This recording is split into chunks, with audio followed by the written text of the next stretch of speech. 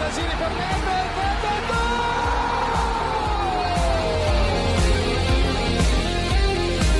Pirlo, la conclusione in rete, Andrea Pirlo, un gol pazzesco, Del Piero,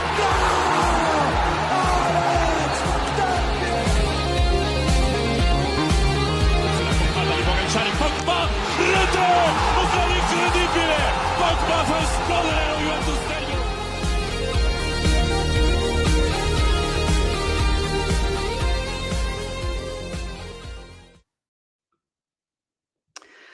Oh man, we are here. Ciao, tifosi bianconeri. Good morning, good afternoon, and good evening to many of you. Welcome to the Turin Giants channel. I'm Kevin, your host for this kickoff episode. I am so thrilled to be here with Turin Giants to initiate the 2026-2027 season for Juventus. We are live on YouTube right now. And of course, this will be available to watch afterwards. You can also catch us on audio format on Spotify and Apple Podcasts.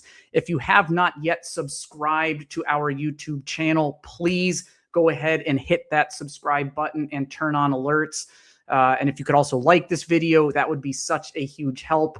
And for those of you catching this afterwards in podcast form, a 5-star rating goes a long way for us. Now, there are so many more folks from the Turin Giants crew here today than just me, and I can't wait to introduce you to them. So I have to get started with the dynamic duo, our bald bastard friends. Welcome, Zach and Frederic. Gentlemen, how are you both? Yes! The new season's about to begin. Let's go. A lot of new therapy sessions incoming, and I'm all here for it. No. They haven't started yet. This is there's at least one optimistic show this season. I'm looking forward to them is all I'm saying. And then I am thrilled to welcome Jack. Jack, it's been a minute. How are you, my friend? How are you guys doing? So happy to be here. This is fantastic. It's like the roller coasters getting to the top right before the drop. I'm excited for the drop. So let's get this going. Let's do it. And we have a recent addition who's been on a couple episodes recently. So for those of you who are listening to our editions of The Scoop over the summer, we were fortunate enough to bring Luigi onto a few, and we have him with us today with a burning bus in the background. Luigi, come stai? Tutto a posto. Grazie, Kevin. Grazie. I'm so happy to be part of it. I'm so happy to be here. New season, and I'm so excited. Very good, guys. I'm so happy. Thank you very much. We are so happy to have you. And last and certainly not least, the man, the myth, the legend himself, the godfather, the creator of the show, Farhad. How are you? Boys, I'm so happy. I'm speechless. I'm so ready. What's up, boys? And he brought a friend, of course, didn't you, Farhad? This is the longest co-host I've ever had, Alessandro Del Piero. He should retire. He's past his prime, Farhad. Well, looking at the five of you, I am so excited. We have so many people here joining us in chat on YouTube Live. We have Randy H, Aziru, Ozymandias, Takishi, Enrico, Juve since 94, Igor Toravrozovic, Andrea Perezzoso, so many folks here, Mohammed. This is going to be an engaging show, right? There's a lot of we're going to get through, and I'll take you through our roadmap in just a minute. But look, this is the part of the season where we can still dream, right? Some of you in the chat were leaving some messages before we even kicked off that you don't even think we can get into the Champions League. Here comes another season of peril. No, every club is level on points right now. We are Juventus. We are one of the most successful clubs in Europe. We are the largest team in Italy. We have the right and obligation to be optimistic coming into every season, regardless of what we have faced, right? At one point, one season will begin a turnaround. Why not this one? So look, I'm going to come into this being optimistic until we have our inevitable therapy sessions that we will come across. But right now I am full of energy, and we're so excited to get into this new season with you as Turin Giants. There's a lot that you will continue to experience with us as this season progresses. We will continue to have live post-game shows after hopefully every match. Zach and Frederic will continue with the scoop, and I'm sure there will be a lot of energy and attention into that over the next week and a half. You can continue to follow our content on social at Turin Giants on Instagram, as well as the Scoop Juve and myself at Kevin Turin Giants. There's two new things, though, that I want to highlight. Farhad, there is a new show that you are looking to start to tinker and experiment with. Why don't you take a minute just to take us through what you're thinking? Gladly. So we tried this last time. We had a large crew that took care of the immediate Juventus business. And of course, I joined on a few shows as well. It's the post games and the scoop that you mentioned, the transfer show, the debate show. It's black and white. But something was missing. Something that I could really do is, talk to the audience and get a little perspective from outside of the field, if I can say that. Something, a more relaxed format of a show. So we tried it. We made a couple of changes. So this year we're coming back. This season we're coming back. It's going to be me and any of these guys that you see on the screen. The first couple of shows we've got scheduled are with Kevin and Luigi. We're going to have fun in front of a live audience.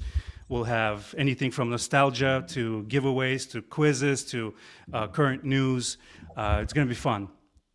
But of course, every part of the crew is welcome, and you're going to see everyone at least once or twice throughout the season. We're going to have a blast. I look forward to Absolutely. it. And Frederic, you've been working on something. For those who have listened to some of the most recent Scoop episodes, know that you've turned into a software engineer over the last week and a half. So why don't you take us through how you're going to bring our community a little bit closer together? Well, you kind of summarize it, Kev. We're going to launch a Discord for the Turin Giants community, the Juventus community, or the people that like us, and hopefully Juventus. Zach and I have been always saying that, after episodes, we kind of feel bummed out that we need to stop the conversation with people, the interaction. And we thought, what's the best way to carry on even after an episode, be it live or a recorded one? And that's just a direct Discord engagement with the people. And I'm going nuts trying to code it. It's my first time coding. The structure is there, the bare bones are there, but we expect to launch it soon after a soft test. And I hope I see everybody in there, because I'd feel amazing to have conversations and just jostle around with people in Discord and answer their questions or get into a debate or whatever. So I'm looking forward to that once I hopefully get this thing done and dusted, because it's doing my head in. But apart from that, I'm looking forward to it. You know how there's an episode of The Simpsons where Homer has 3 hairs, and then when he finds out he's going to have a third child, the third hair pops off and he's left with 2? That's literally Frederic. If he had any hair left, he's tore him out because of what he's been through. Yep. I'm beginning to feel like I'm developing some sort of allergy to my keyboard and whatever, because I've been glued on it for a whole lot of hours. But it's gonna be worth it, and I hope you guys join in numbers. Absolutely. Because the more the merrier. And let's get the show on the road. Absolutely. And before we dive right into our agenda for today, we want to give a little bit back to those of you who have been on this journey with us. It's been teased a little bit. As many of you know, we hit 1,000 subscribers on our YouTube channel last season. We promised some kind of celebration, which we never ended up having. So we're going to bring some of that here. And Zach, why don't you tell us what we're going to do today? Yeah, well, in that celebration, we promised it before, is we wanted to give back to all of you. And so we are going to be doing a couple of giveaways today. Based on our ability to ship, it will be limited to the Americas and Europe. I know we have fans across the globe, and we will figure out our logistics. But what we've got is Farhad's holding it up, a Turin Giants hoodie, and I've got one of those, and I wear it all the time. That's the one I'm wearing right now too. When it's cooler.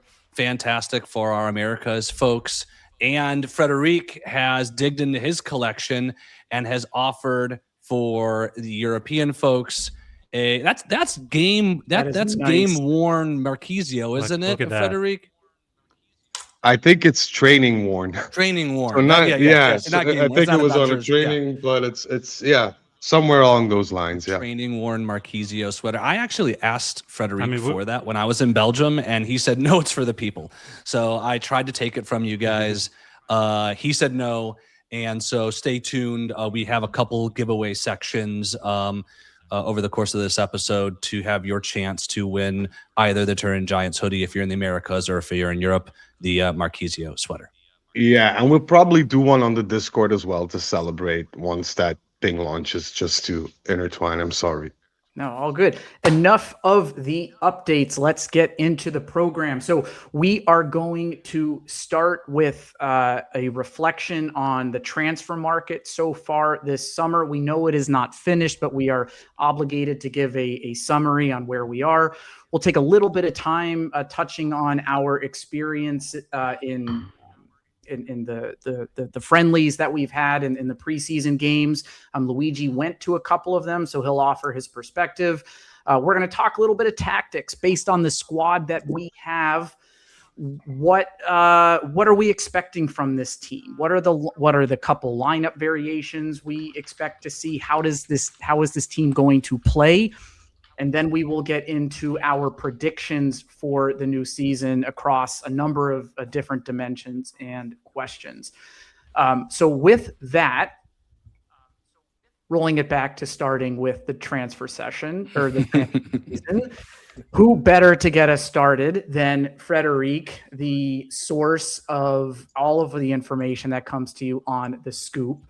So Frederic, right? We obviously don't have all the time in the world, as you do on the scoop, for it. But let's start with the arrivals, right? So if you could kind of walk us through who we've brought in, what you're excited about, your concerns, just give us a summary. Well, it's not all that I hope for, but we still have a week and a half to go. We'll start with our goalkeeper eventually, or as Pepe calls it, Plan Z. Which is Vicario. I'm really excited because I think financially doesn't weigh on our books, and he still has a lot of ability. Let's just hope he finds some confidence back. Then as a center back, we signed Jean-Luc from Bologna, which I'm very, very excited over. I saw him play already here in Belgium for a couple of years, and I think he's really the prototype of a modern defender. We have our long-lost love, Randall Colomwani, which we signed for a small fee. Very curious if he'll put that money to work. Pocket change that Carnevali found on the couch in Continassa. Right? Yeah. Somebody dropped a small porcelain piggy bank, and the money came out of it. We brought it to PSG and got Colomwani. Then the surprise, Alej Begovic. The youngster with a lot of potential. Ekator, who was our first signing of the season, even though I'm not sure if he'll stay for this season. And Celik, who has done very well. And I have to say my most anticipated transfer thus far has to be Lukumi. That's about it. Any mistakes in this list? In the sense of what Juventus did, or you see them perform, right? I mean, do you feel that any of these are destined to be errors? I'm having doubts about Colomwani. Anybody else? Not because of. I mean, Colomani's had a really tough job coming in and supplying goals at a position that we've been so starved of high level production, and he's coming off a season in which he was quite poor. So I think a lot of eyes are going to be on him. I think I take a different tack, though. I think he's an adult. He's been playing this game a long time. My focus is on Ale Begovic, just to make sure we're not putting too much weight on a kid's shoulders too quickly. Allow him to bed in, allow him to understand the league. He might be played slightly out of position in some of these games. And so to answer your question, I think he's somebody who concerns me in the sense that it's going to take him a little bit to grow into the league. I want us to be patient as he continues to grow, since he's just still so young. Jack, who are you most looking forward to? Most looking forward to seeing what Ale Begovic can do. He was the stretch. He was the surprise, to use Frederic's word, right, that we didn't know was coming in. I think Frederic mentioned having whispers beforehand, but we didn't know what was happening until we kind of got the here we go or scoop, there it is, whichever we're going with. But yeah, I'm excited to see what he brings to the table. It seemed in the first 24 hours afterwards that it was an odd choice, right? It's kind of where Yildiz plays, and we had just dropped the 4.8 million or whatever it was on Boga to sign him permanently. So from that perspective, it seemed a bit odd, but seeing him a little bit in preseason, I think he's going to allow Spalletti to move some pieces around. I guess we could have had Boga on this list, right? But we had him from this season already. But I'm just excited to see what he can do. It's a calculated risk, right? 30 plus million on an 18-year-old. But I'm really excited to see him play. Frederic, if the transfer mercato ends with this, what score out of 10 are you giving Carnevali? A 6. Okay. Basically, largely due to the fact that we still have some holes in the squad and we have people that we need to offload. But they work in symbiosis in the sense that if we don't offload people, we can't get new people in. So it's a difficult job, and I can relate to that. But I still feel or think that we could have done better or more, in my honest opinion. Well, let's look at some of those departures, and this is a very, very underwhelming list, given what essentially is. We could probably put a first-team squad together of players that we could do with exiting this team. Take us through this if you don't mind. Well, we start with Vlahovic, even though we had some last-minute thriller surprises where there was talk about him rejoining and whatever, and that didn't happen. But he frees up a lot of space on the balance sheet. Openda, a bit strange because it's a dry loan, and we just deposited his whole transfer fee in order to bring him in. So it's kind of I'm in doubt about that. Adzic, who you already could tell that he wasn't going to get any playing time, is now being sold with a loan with option to buy to Sassuolo, where he also scored, I think, yesterday. And João Mario, who is left also on a loan basis to Fiorentina. So we have literally sold nobody yet in terms of actual selling. So it'll be very surprising and exciting. Next gen kids. Talking about pocket change. But true. But the names you were hoping for to have a brief departure, like Nico Gonzalez, maybe even Koopmeiners or whatever, that didn't happen, and that's blocking our mercato. So I'm very anxious to see what Carnevali and Massara will do in the coming days. You can't judge Carnevali only on arrivals. You have to do it, as you said, on departures. And the fact is that of the 40 odd million that we've made in sales, 30 odd million of it were clauses that predated Carnevali's arrival and Muharimovic's sell-on and Timothy Weah's buy clause. And that's really concerning, because while we brought in some nice pieces, we have so many players, and we just did the scoop 2 days ago where we have this long list of players on our team that are just should not be in the black and white jersey of Juventus, at least, maybe Udinese, but not Juventus. Beşiktaş.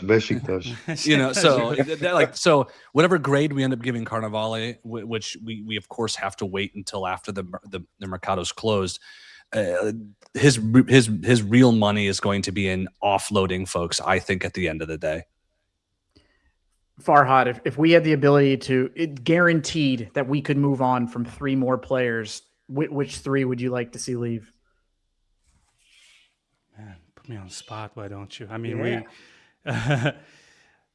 there's plenty of deadwood. You guys help me with that. But I mean, does Milik bring anything?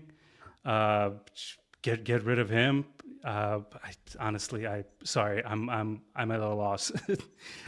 Didn't you put Milik as your most improved player of the season, Farhad? Yeah, but that was we'll get spoilers. Spoiler alert. But of all deadwood to pick, it's your comeback player. Don't fill in these forms during happy hour, Farhad. We told you a number of times already, but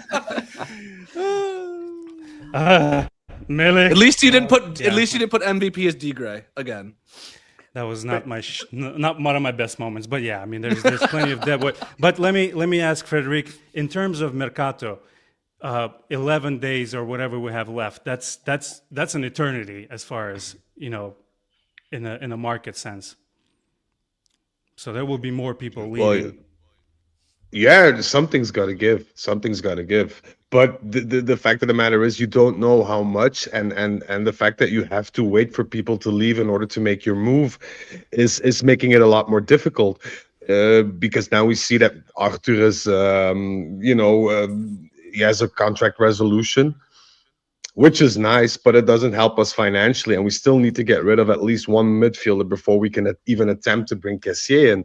So, in terms of time, yeah, it's still loads of time, but in terms of how you can move and the reach that you have and the potential of people that you can get in is growing shorter by the minute. So this is, to me, worrying. Di Gregorio, probably my number one. Right? Ozymendi is here. Coop, Nico, and Digre. If it could only be 3 players, I think that's a solid list of 3. But I mean, we're not even looking at David, Miretti, Gatti, Cambiaso. Cambiaso. Gatti is the last one you should sell for me. All the ones that you should sell Gatti at the moment. We know you love him. We know you love him. We discovered that over the summer. Luigi loves Gatti. Luigi, come on. The issue with Gatti is I think we all agree that he can have a role on a team. But when you're spending, for example, would you go spend 75,000 euros on a Fiat Panda? No, he's overpriced for the role that he plays in the team, and that's a problem. I just got confirmation. We have much bigger problems before him. That's what I say. He earns 5.8 million gross. Juventus annually fork out 5.8 million for Federico Gatti. Yeah. Oh my God. Yeah, it's good, but for him, it's very good for him. I still believe that we have other players to get rid of before him. And to be honest, since Lukubi came, I'm open to Gatti leave, but he's not the first one I would let leave. There's other ones. For example, David. I'm really scared that he will stay. So, but we're forcing him out. But they just don't want to go. And why would they if they earn this tremendous amount of money? So that's the problem, because they earn lots more here at Juve than what they can earn somewhere else. So they stay, of course. But we as a club, we created that by overpaying. It's our fault, of course. That's an issue of our own making. I don't say, but financially, with the option, you hang on to Rugani and you sell Gatti, right? Just from a financial perspective. Absolutely. I don't mind Gatti either, but to Frederic's point, how much he costs it's insane. A manager. I personally like also Rugani. I think he did not so bad when he had to replace Chiellini, when he had to be there, and he was playing every game, and he was very good at that time when he had to be there for us. It was 5 or 6, 7 years ago. And he was very good, and I think Rugani needs more respect than what he had. I'd agree with that. But of course, on the salary point of view, if we speak about salary, of course, then I keep Rugani and Gatti goes away. Frederic, to bring this kind of section to a close. So pull out your crystal ball, take a deep look into it. week and a half or so left to go here. What are you expecting to happen in and out? Realistically, not what you hope, what you expect. No, I'm expecting a midfielder to besides Archer to depart, and we bring in probably Kessié, worst case scenario Fofana, but that type of player. If we can do something on the left back position, I'm very sure that we will, because from what I can tell, Spalletti is done with Cambiaso and hates the fact that he has little to no alternative.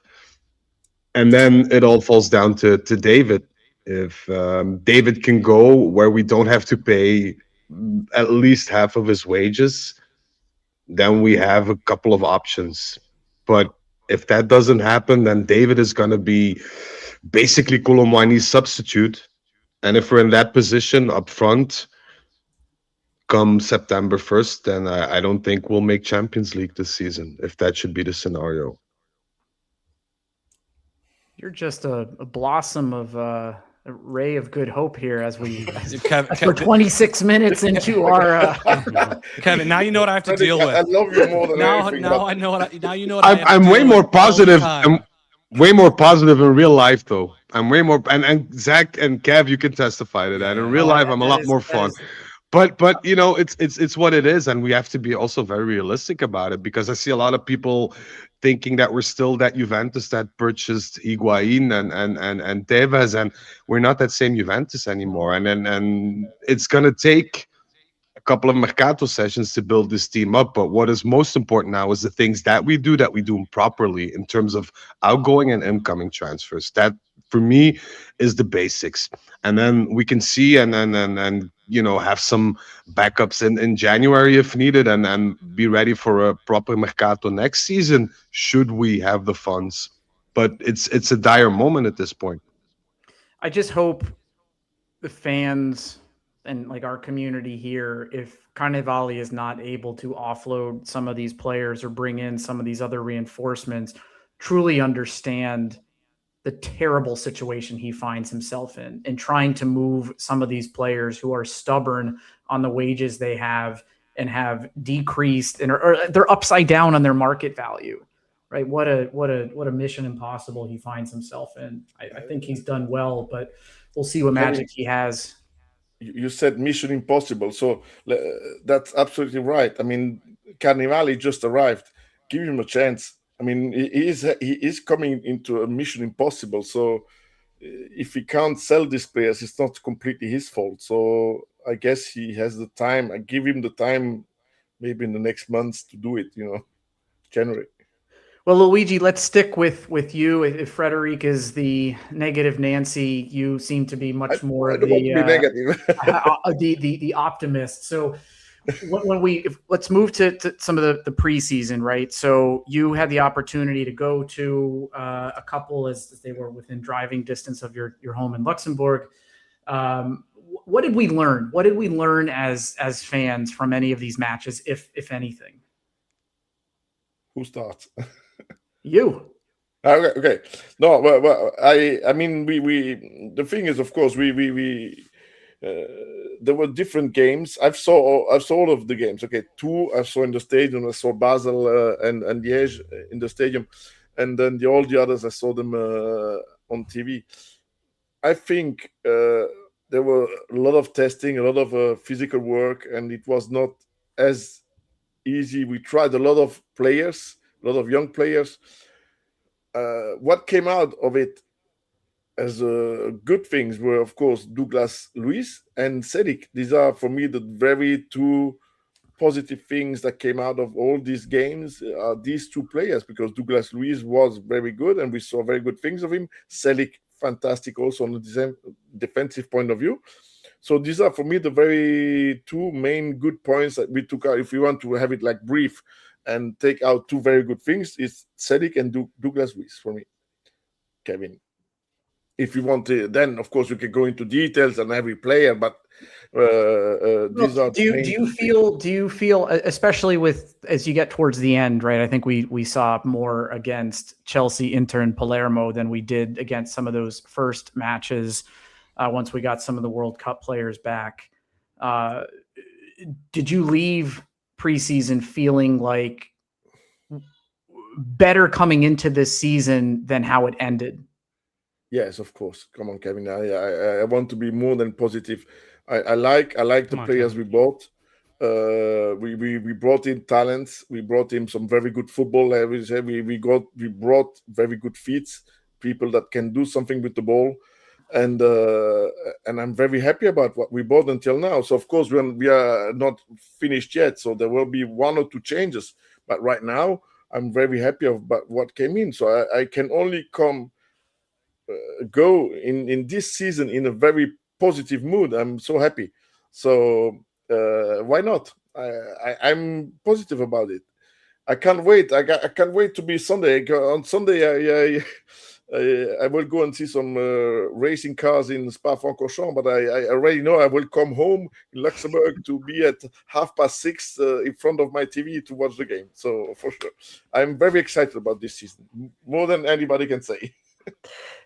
Jack, you caught a number of the preseason games, right? Yeah, I caught 2 of them. I missed 2. I saw some encouraging things. I don't want to sort of blanket just, I don't know, share out expectations that seem unreasonable or crap on a team for all the mistakes that usually happen during the preseason. I feel preseason is difficult to judge. This isn't specific to football, right? Preseason for any sport is usually difficult to judge. In the United States, we're watching the NFL preseason, difficult to judge what you're going to get. Yeah. But, I saw some encouraging things, a little bit of tinkering with positions. We got a couple younger kids on the field in those early games. I forget, I can never say his last name, but Justin, right? I think we were all texting about him for a little stretch. I think he was exciting to see. I like that Spalletti's was looking at the youngsters at the beginning. I think that is an effective tactic early on in the preseason to encourage some of your veterans and more established players to kind of step up and work hard, seeing those younger players get minutes. But other than that, I'm really excited to get the season rolling. I don't put too much stock in the preseason. I just kind of hope nobody gets injured. Seeing the family game with the next gen, that slide tackle on Gatti or Jagrova getting buried by fans. That was a horrible look. That was horrible. You know what? Jack, there are already a lot of discussions about now that next year this will change. And I hope it will be something a lot more smaller at Continassa. Maybe that's the right solution. Yeah, and I kind of wish that, what was it, 47th, 48th minute? I'm sure there were, again, some younger players who wanted to get on the field next gen or on our roster who could have seen some minutes, were really excited to play, the Allianz and didn't really get that chance. So that, for me, that was kind of a downer for the preseason to end on that note. But other than that, kind of what I expected from beginning to end. I mean, I saw almost. I think the only match I really missed was the Chelsea one. Defensive, I think stats at least, and I know we played a little bit of some softer teams in the beginning, but not teams that we were going to beat 12 or 13-0 the way other teams set up their preseason. Like, these are respectable tier 1 teams in their national leagues. Our defensive record was quite good. And maybe some encouraging signs from Douglas Luiz. Does anybody want to talk to either of those 2 points? Yeah, you only let in a goal. You only conceded a goal in 1 game. And it's the 2 Di Gregorio situations against Inter. And I think in preseason, you expect to see the types of mistakes that lead to goals. That's what preseason's for. Mistakes, working things out, people getting back up to fitness. And I'm hesitantly optimistic about our defensive setup because that's even pre-Lukumi. That's with Cambiasso still playing like himself, headless chicken, and Kalulu, I would say not necessarily in regular season form, still put together a really structured defense, which was nice to see. And one of the things I was going to say when you asked Luigi about like what positives, I was just going to talk about generally about fitness, and I think the poster child for that's Douglas Luiz. Is he was running, even looking at Villa, he wasn't a workhorse per se, but his movement around the ball was for the entire duration that he was on the pitch. And he played a lot of minutes, maybe more minutes than almost anybody else in the preseason. And he was really active throughout. And then I think the team in general looked really with a good degree of fitness on the team, which was encouraging when last year it was the second game and we looked like we were exhausted at halftime. Yeah, that's fair. Anybody else have other preseason thoughts? Yeah, I just want to quickly speak about Douglas Luiz, if I may. I think not just in terms of fitness, but mentality-wise, he's shown, even if the games don't amount to anything, let's be honest, it's preseason and what have you. But I think you could see, and especially from the interviews, and I know Zach disagrees with me because the interviews for him are stage play, but I think if you look at the nonverbal way that he's communicating and the time that he took to sign some jerseys and have some pictures with fans when they got back from the tour and whatever, kind of show that he's focused. And even if a football player is hindered by technical ability, tactical ability, physical ability, whatever, if he has that mental plus to him, he'll always be better. And I think that's the biggest turning point for Douglas Luiz, having that, physical problem solved, going hand in hand with the mental one as well, and feeling much more confident and much more hungry than last season. And if he can continue the way he does, he'll be of great value, I feel. All right. Closing the book on preseason, and we will move into this new season. So I think for those of you who have been listening or watching Turin Giants over the last, call it 2 years, we have come to see the rise of Zach as our kind of tactical coach. Zach. The rise of Zach sounds ominous. we kind of gave him the task that with the current squad, not anticipating any other signings before the end of the Mercato, to put together a couple lineups based on some of the formations we believe that Spalletti will be using over the course of the season. So we're going to go through those, and Zach will talk through them. But before we pull them up, Zach, just what type of system, what type of approach to playing football, Spalletti's interpretation of the game with these players, what are you expecting this season? And if so, how will it be different from last season? Unfortunately, I think we're going to see more of the same. Fortunately, I think we have a better team to execute on more of the same. What does more of the same mean? First and foremost, I think you see sort of this midfield trap is how I describe it, where the team sinks a little bit further back into a mid block and then tries to choke the ball out of the midfield to initiate quick counterattacks.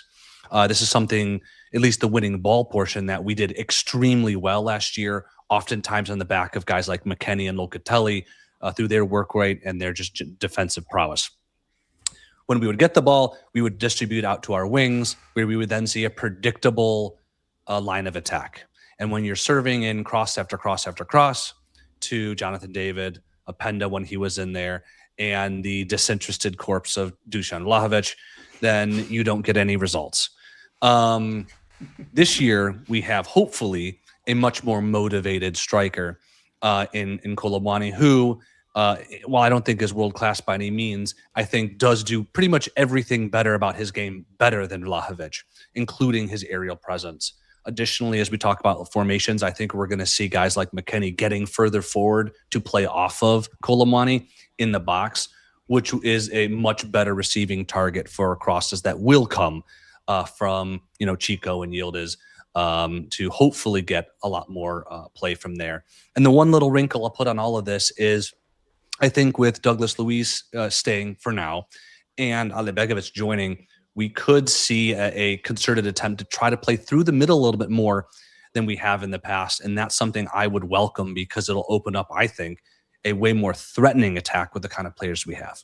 I was just going to ask you about that, because I distinctly remember a number of conversations you and I and just on within the channel have had over the course of the last season, that we seem to be most dangerous in creating our best opportunities when we did move up the field with intent through the middle of the field with some crafty interplay between the players, stretching from defense all the way up to the forward line. And do you think someone like Douglas Luiz can help make that perhaps more common rather than just like this rare thing that we get every 5 or 6 games?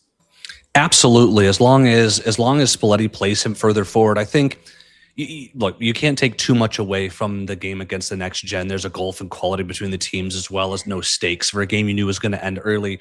But that Chico goal where Douglas Luiz had that give and go in the middle of the pitch is exactly the prototypical example of the type of presence and influence that Douglas Luiz can have in the center of the pitch when he gets further forward. And if you support him with guys like McKennie and Locatelli, who are going to do the dirty work behind him, that frees him up to have that type of influence. His vision, his close control, and his technical ability make him uniquely suited in this team. I think maybe the best suited to function in that role at the beginning of the season. All right. Any of you guys think Zach's interpretation or his expectation rather of how we will be playing, do you have a different view of it? Is there something that you think having a whole preseason with the team, a couple of these new players will change how we're playing? I don't know about that, but Disinterested Corpse is the name of my new band. Great name. Vlahovic is Disinterested Corpse. I like that one. It's funny because I think I saw the beginning of the game of Besiktas before I was, and they were winning very fast. Besiktas 2-0, and Vlahovic was on the bench. So I can't wait to see how we will do there. To be honest. And I agree with Zach on the tactical part, but I'm going to get into this later on. I think we have more tactical flexibility with the players that we have this year, but that doesn't necessarily mean we'll do better in terms of effort. And I'm going to clarify later on when we talk about specifics or our predictions. But I just hope Zach gets a chance to be a coach at a big team because he deserves it. Like, his knowledge tactically is insane. Definitely outcoach Tudor. We'll give him that for sure. Come in Europe, Zach. Look, right, I was getting my badges before I had my kids. Okay, so we'll see if I can find the time again. But I think to go to, and we're going to talk a little bit about it as Kevin shows you the lineups that I prepared. Frederic says that he doesn't know if we've got improved, even though we have versatility. I kind of disagree on that. I think Celik provides you a support that we didn't have behind Cambiasso, Kalulu. Our midfield is the exact same plus Douglas Luiz. That makes us better. Our attack is the exact same plus Alibegovic. And Colomani, who I said is, my opinion, better at Vlahovic at everything. So I do think there's a notable improvement, despite the fact that we still lack depth and likely another center midfield addition. Kevin, you could get into it. So I broke it down into 3 different formations, folks. Just as a quick look, y'all will probably be familiar with this because it's different forms of the same type of players that we saw last season. The first being a 4-2-3-1. You can see I put Douglas Luiz in the hole basically because of exactly what I just said. I expect to see Alibegovic tested there as we saw in the preseason as well, in addition to functioning as a backup in the wing position. I think the notable tactical thing that I want to mention about the 4-2-3-1 as well as the 4-3-3 is the importance of the fullbacks supporting their wingers up in the channel. Kalulu did that spectacularly last season. Yildiz did not have the same kind of help from Cambiasso.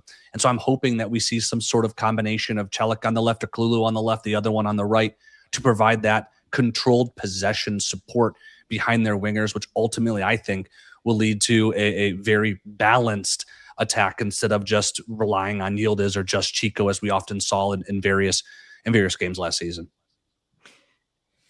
Celik on the left. Do you really think? I know you and some of us would like to see that, and Cambiasso be on the bench if he's not sold. Do you really think Spalletti will do it? I think he absolutely will do it, and I think it's going to come real. My prediction is that he plays either Kalulu or Celik there, the other one in the right back position, both being right backs by trade. And he's going to see immediately that whomever he puts there is a much better player there than Cambiasso has been for him, especially in light of what Frederic said earlier. And so I think it's going to be a situation of one of those guys playing themselves into the starting role at a position that they're not used to, simply because we do not have a starting left back on this roster. I do not consider Cambiasso, at least in how he's contributed over the last year and a half, to be that player. Cabal certainly is not that player. And we'll see it in different formations here in just a second. Maybe some tinkerings to in effect have like a 3-man back line, maybe having a Kelly in that left center back position in order to function like a pseudo left back himself, though I do not expect to see Kelly in a 4-man back as the left fullback. I still have the sneaking suspicion that, at least to get started, I do think Alibegovic is going to be protected, at least in the beginning. And I hope fans can understand that, even though that there was a lot of money invested into him, expecting him to come into a new league, a team with a heavy kit, to be starting from minute one on the first game. If he does, more power to him, and I hope he can perform. But waiting to introduce him until later, I think would be reasonable from Spalletti. I still think we're going to see McKennie in that 10 spot to start the season. So that's a really good point. And we've seen McKennie at that 10 spot a lot last year when we had, say, Turin with Locatelli. I think when you look at their skill sets, though, McKennie is not nearly as well suited to that position than Douglas Luiz. Douglas Luiz does not do the defensive work that McKennie does. Douglas Luiz does not have the physicality that McKennie does. McKennie can still make those late runs into the box from a deeper position. And Douglas Luiz does have the technical ability that McKennie doesn't, does have the passing and vision that McKennie doesn't. And so I think when you look purely at their attributes, Douglas Luiz makes way more sense in that advanced position. So I'm hoping Spalletti sees that as well and moves McKennie back into what essentially functions as a slightly off-centered 4-3-3 if you want to switch to the next slide. So we basically see the same lineup here. You will see it more balanced in a sense of how Spalletti wants the team to play. Same players, different formation, different way of executing a strategy by having the midfielders play more together, supporting an attack, and essentially what's going to be an attacking pentagon with Douglas Luiz and McKennie supporting the attackers, with, again, those fullbacks coming up. Are you coining that term, the attacking pentagon? another great band name. Sure.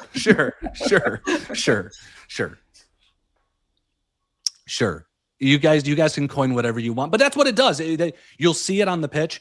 You will see it on the pitch where you'll have oftentimes the pentagon up front. You'll have Locatelli behind. You'll have one of the fullbacks kind of shift into that midfield supporting space on either side of Locatelli, or maybe only one will. So it'll be in effect a 3-2-5 or a 2-3-5 when we're in possession, especially when we're able to pin guys back. Personally, this is what I want to see to start the season.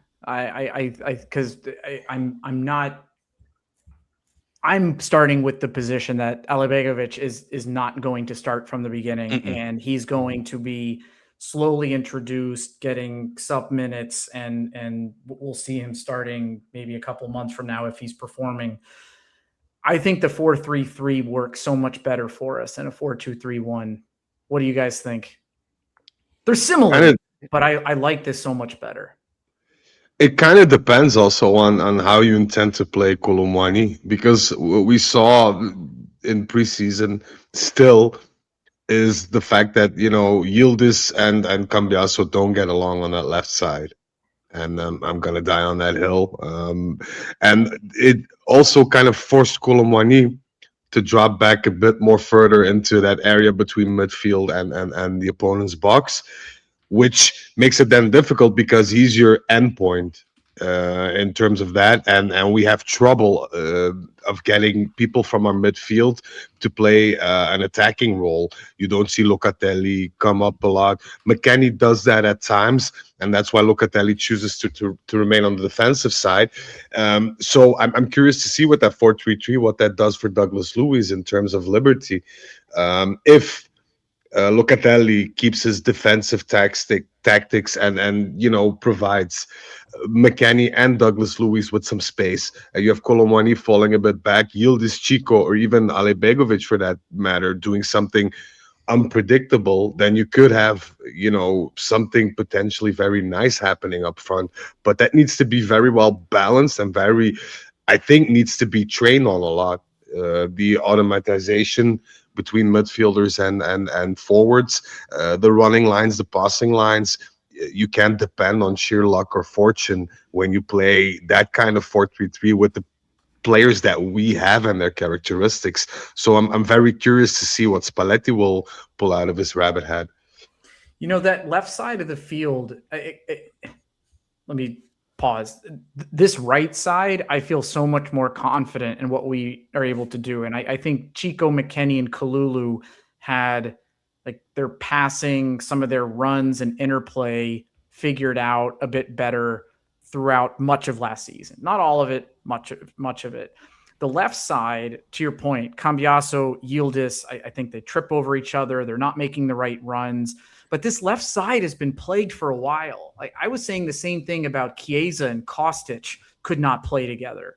And now Yildiz, obviously our talisman, our future capitano, the guy that we gave all the money to, but the flank that he's operating on does not get the same support. Have you ever been sitting at home, I don't know if you work from home or something, and then you see sort of a fly out of the corner of your eye, and then you're like, where is it? And then you lose it, and then you're kind of paranoid of what's going on until you can find the fly again so you can try to swat it. Well, that's Yildiz trying to find Cambiaso. And when you need somebody to play off of, you gotta have a deep understanding of the movement of the players around you. And he just was the fly that you couldn't find in your room. So you start turning off lights and looking at things different way. And it just isolated him. It isolated him a lot. We also saw in the preseason, in the one game Cabal started, how a fullback who is not prepared to support him in any meaningful way also isolates him. They need to be able to move up into the channel, as I said, to take the midfield defender who's going to otherwise play underneath Yildiz to prevent the direct long ball. You have to have somebody who understands the movement in order to help create that space. And then you need to know how to take advantage of your movement to allow Yildiz to do what he does best. And with if you have a situation, and this is why I don't really want to see Kelly there, and that's not offense to the player, it's just maybe more so to his movement, and why someone like Kalulu or Celik is better suited to it. When you play with maybe a Kelly, certainly a Cabal in back, and Cambiaso with his sporadic, erratic movements, as Yildiz, you don't have anybody who you can really sync up with. It's been a year and a half since we saw prime Cambiaso, if we can call it that, the good version of Thuram and Yildiz syncing up for these awesome interchanges. Yep. But it's been a year and a half we've been seeing that because both of those guys who've been playing in those positions have really struggled. But I think, especially with the way that we play, where your forward needs to be partially a winger and your back as well, you need footballing IQ in those positions.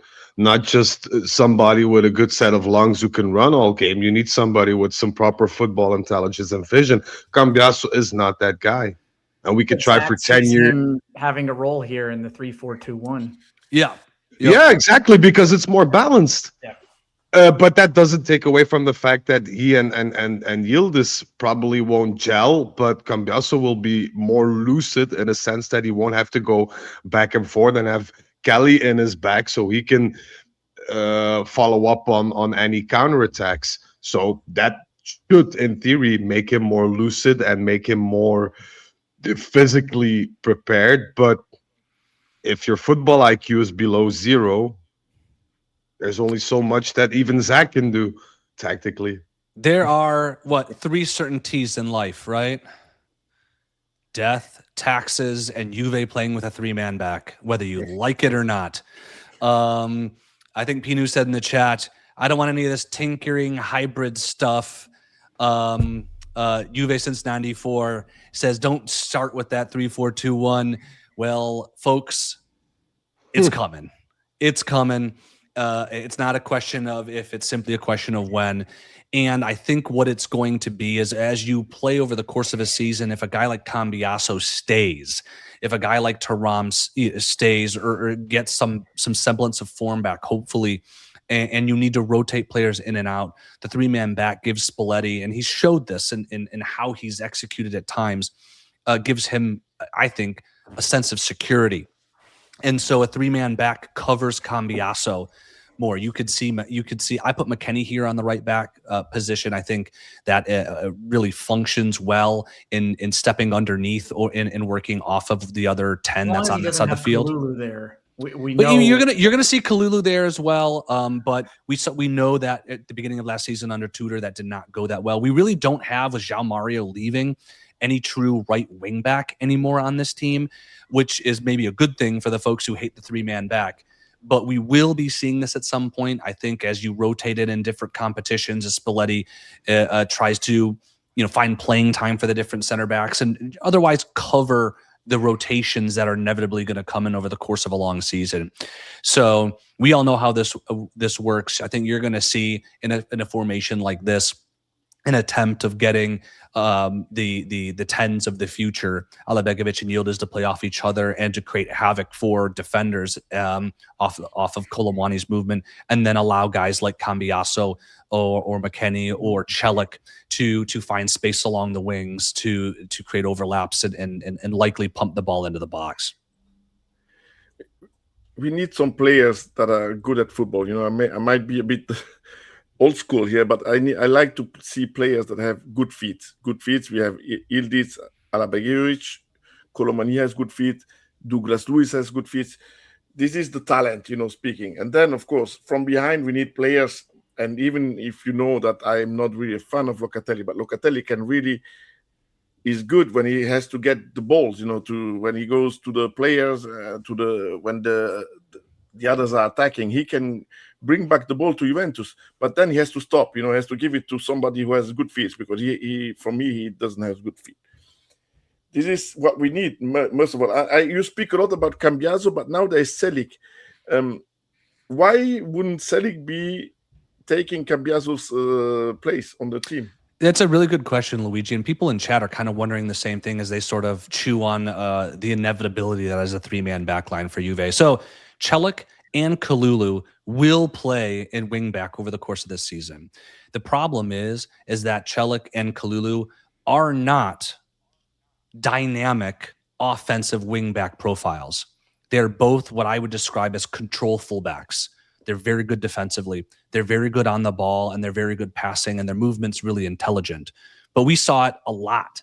While Kalulu had very good crosses and some key assists in games, for the most part, especially this preseason, his crossing left a lot to be desired. I mean, it just gave nobody a chance. And in those first few games of last season, he was horrible in that right wing back position. And it's because his skill set, and that's not a dig at the player, Kalulu had an amazing season last year. But his skill set is not in that sort of dynamic wing back, run down the right, cross in style.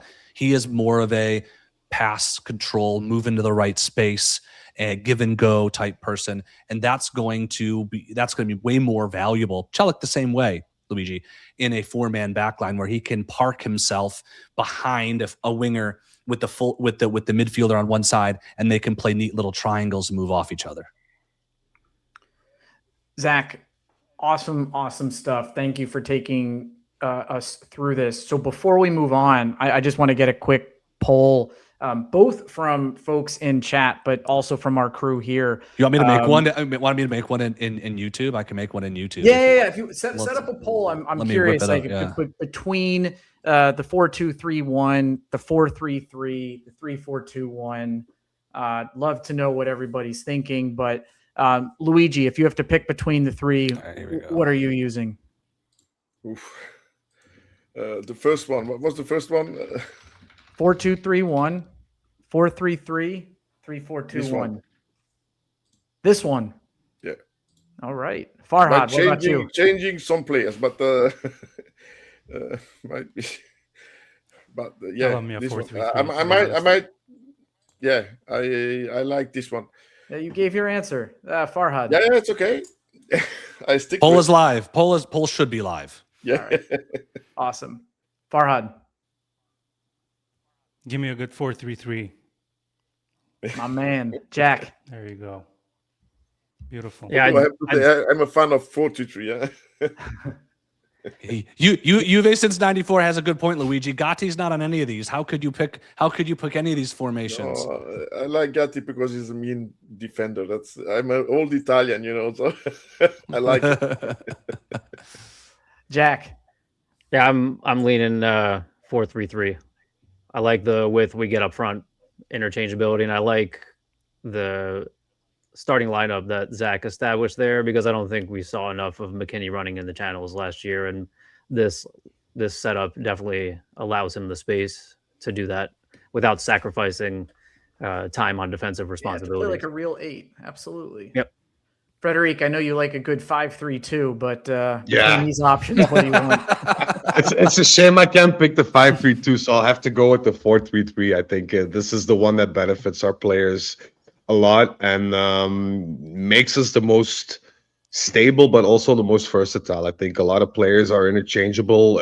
If you look at the slide, you can pick and choose. You seem to have much more depth with this formation, but like I said, with a 4-3-3, it's not easy, and a lot of things will be considered how you employ that 4-3-3 because a 4-3-3 always sounds a bit offensive in that sense, but you could play a defensive 4-3-3 where you prohibit midfielders from even going across the other half of the pitch, which will leave Colomwani isolated and Yildiz taking on 3 men at a time and trying too much. So it all depends how the 4-3-3 is implemented, but just going from the slides, I go 4-3-3. And Zach, how about you? Well, before I give my answer, there's only been 30 votes on the poll for the roughly 100 of folks watching. Please fill it out. We want to know which formation you prefer. And I'm going to go with the 4-2-3-1. I think what Frederic said was absolutely true is how you deploy these teams because the players in the 4-2-3-1 are the exact same players in a 4-3-3. But what I really think this team needs is some sort of deployment through the middle of the pitch. And the only player from game one who is ready to occupy that space is Douglas Luiz. And I would really love to see a 4-2-3-1 with him in that advanced position supported by the work rate of McKennie and Locatelli, see what damage he can do. And I think that's going to be even more important against a team that's going to sit deep like Frosinone. Find a little bit of space in the middle, can create some havoc for a defense that really just wants to sit there all game and win headers in the box. You convinced me. You convinced me. No, I mean, you make sense. The only verticalization play and speed up play that we saw was thanks to Douglas Luiz. If you look at the highlights from our friendlies, and that makes a lot of sense. The only thing that I'm fearing is that you'll take away from Alajbegovic, getting to develop him in sense of minutes. And I just don't feel comfortable with a McKennie Locatelli 2-man midfield in that sense. But like I said, Mercato's not done yet, but your option makes a lot more sense. So you have me converted. No, so there was an individual who had said in the chat, I'm trying to find it real quick because I want to shout you out, but said that he wants the 4-2-3-1 simply to see Alajbegovic get an opportunity more. And I think I think that's actually a good point because in a 4-2-3-1, if we set it more like that, you have more opportunities for not only for Alajbegovic to get playing time, but to also see how that role can function and to see a veteran player like Douglas Luiz, who's played at the highest level with his national team and stuff, to show what kind of movement, what kind of vision, what kind of technical ability, what kind of pace of play requires to fill that position. If you play a 4-3-3, throw Alajbegovic in the 10, that you're asking a lot of a young kid. If you have a mentor, someone who you can simply just watch, at minimum, if not someone who can genuinely mentor you, that makes a world of a difference for a player who's just 18.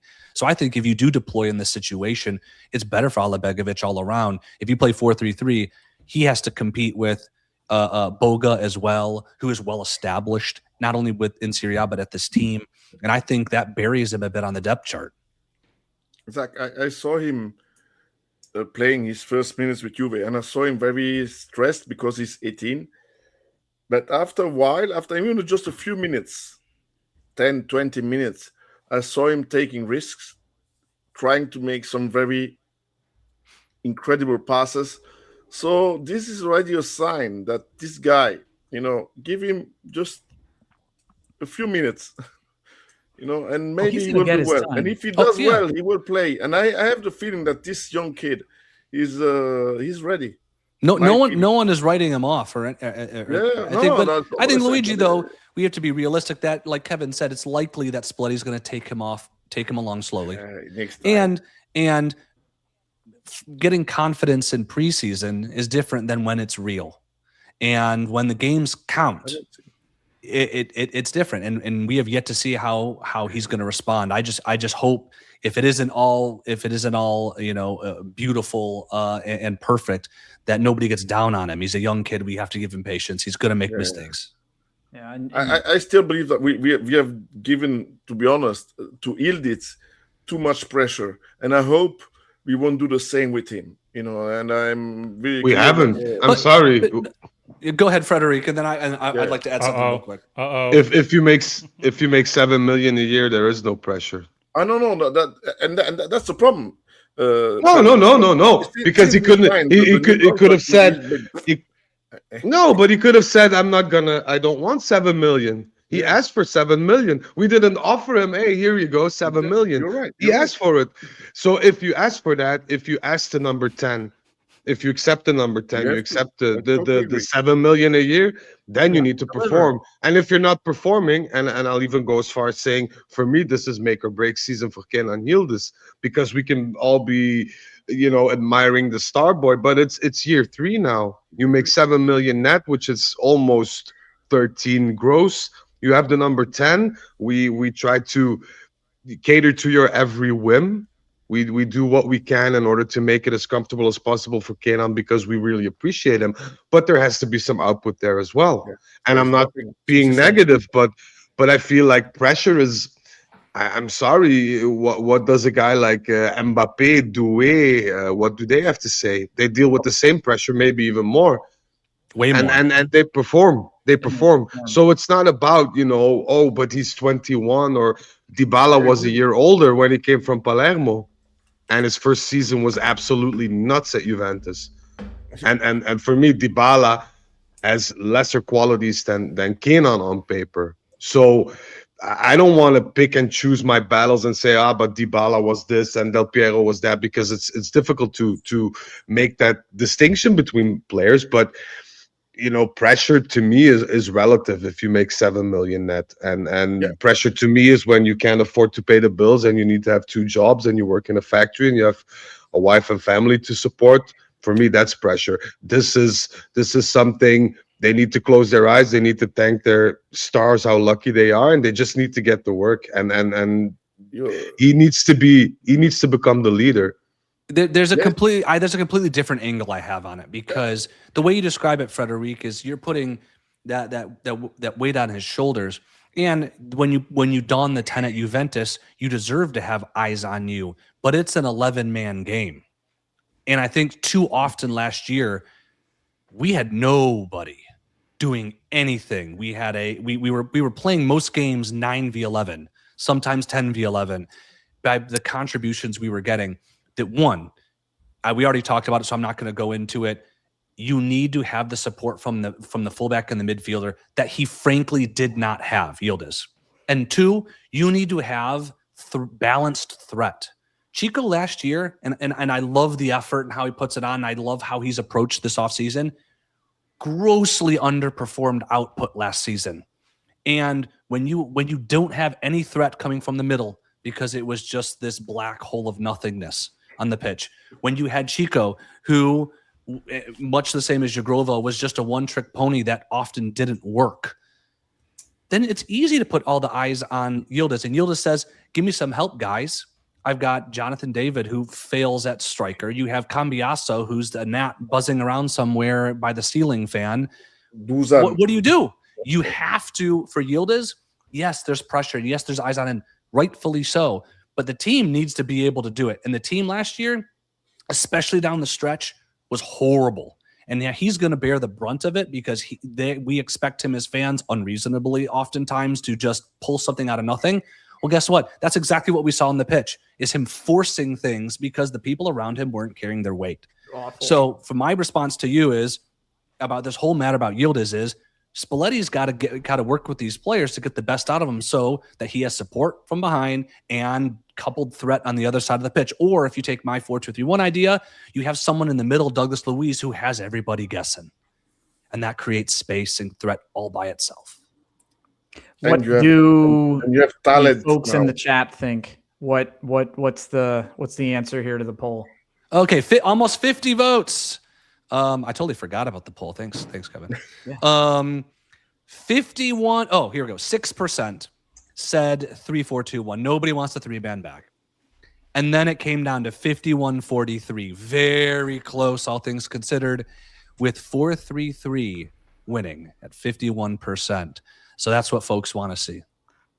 Luigi's there shaking his head. He just wants Gatti in a 3-4-2-1 Gatti in a and 3-man just be back. the happiest guy. Got in a 6-man back, Juventino all in the world. butchers. Speaking of the happiest Juventino, I'm the Farhad only is Italian about- here. I love the catenaccio and the strong defender, you know. He doesn't want to see goals when he watches Juventus. He just wants No, blood I from don't the wanna see opponents against goals. smeared all across the pitch. Yeah, That's enough for him. I was at the stadium, Frederic, when I think in Serie A we made 29 or 28 games without getting a Serie A goal against when there was Allegri, something like that. I remember when I saw the away team fans screaming, I was like, whoa, this was long. It was nearly 2 years. I like that. I like a strong defense. Me too, but for me, strong defense and Gatti is not a synonym. But Of course, you. I know where you're coming from. I know where you're coming from, and I Yeah. respect that. Yeah. Well, as He's nasty. as He's happy nasty. as He's strong. Gatti makes Luigi, we're gonna make a fan here in the chat happy as well with our first giveaway. So we're gonna take a brief intermission from our content and give away the beautiful hoodie that Farhad was showing earlier, and then we're gonna get into our season predictions. Yes, beautiful So hoodie Farhad, here. how does one win that beautiful hoodie? Well, since we are celebrating, technically, we didn't have time last year, but we are celebrating a huge milestone, 1,000 subscribers on YouTube, and 14th season of this podcast, and continuing the tradition of bringing you Juventus content. We wanna see who remembers a little bit of a Turin Giants lore, Turin Giants history, and I have a bonus audio here with you for you guys. So here's what we're gonna do. I'm gonna give you guys in the comments 1 minute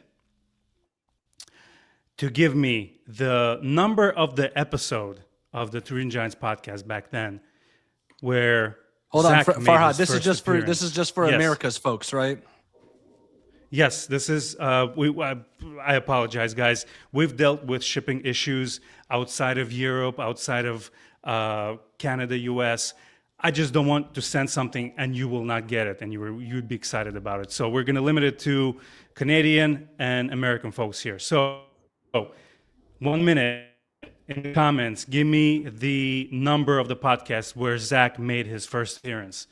It's blah, blah, blah. I'm going to start a timer now. 1 minute. Let's go, guys. Why don't we, while we're waiting, why don't we play the audio? The audio I'm clip. sure Here our we other go. guys here have other thoughts to offer as well. Zach, you were nodding in agreement. What do you think? I agree 100%. And I think when it comes down to an identity, certainly the players and leadership within the team takes some responsibility, but it starts and ends with the coach, in my opinion. And the point of saying we saw anything but an identity on the pitch cannot be said enough, because I don't think Spalletti had a game plan, really. I don't think if he did, it didn't get through to the players, which is ultimately on him. And I'm was looking forward to see some growth, to looking forward to the next World Cup. How young we all So were. serious. Zach, what do you remember that? Zach without the microphone and, giving us straight facts, man. I love that. I'm serious. And, I'm serious. What can I say? Yeah, if somebody doesn't come up with the correct answer, we'll just take the closest one. But yeah, I remember reaching out to Zach and Frederic later, asking them to join the podcast. And, Zach's been here ever since, kicking ass. Purchased a nice microphone right away, right after we agreed that he will be part of the podcast. So it's been a pleasure, man. Yeah. Well, what's the timer at? I was gonna give people a hint. You can go ahead and give him the hint, but there's one very close. Oh, there is? Okay, maybe I don't give a hint. Yeah. Go ahead. That's okay. Let's make it fun. All right.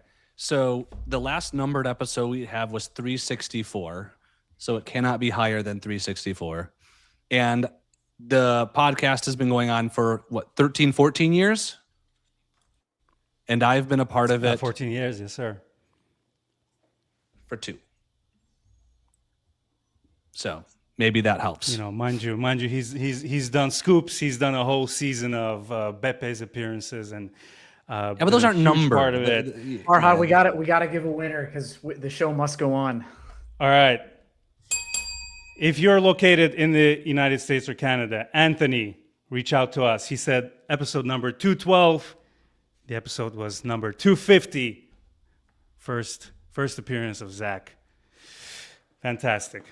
All right. Well, congratulations. Congrats. DM us Congrats. on Instagram. The easiest way is to DM me on Instagram at Turin Giants. Let me know that you were the winner of the giveaway. So Anthony, here we go.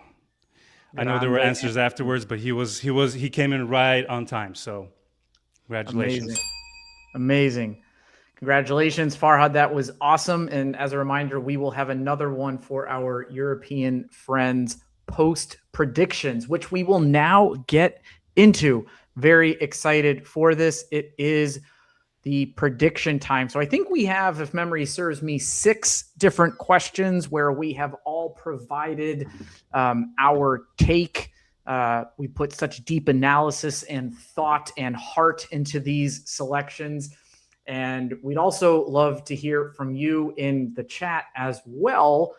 Your answers to these. So the very first one here is the best signing. We've spent a lot of time talking about the Mercato and how that can shape the team that enters the pitch this season. So for those listening in audio format, we have Jack and Luigi both saying Alabegovic. We have Farhad and Zach saying Celik. We have Frederic with Lukumi and myself with Kolo Muani.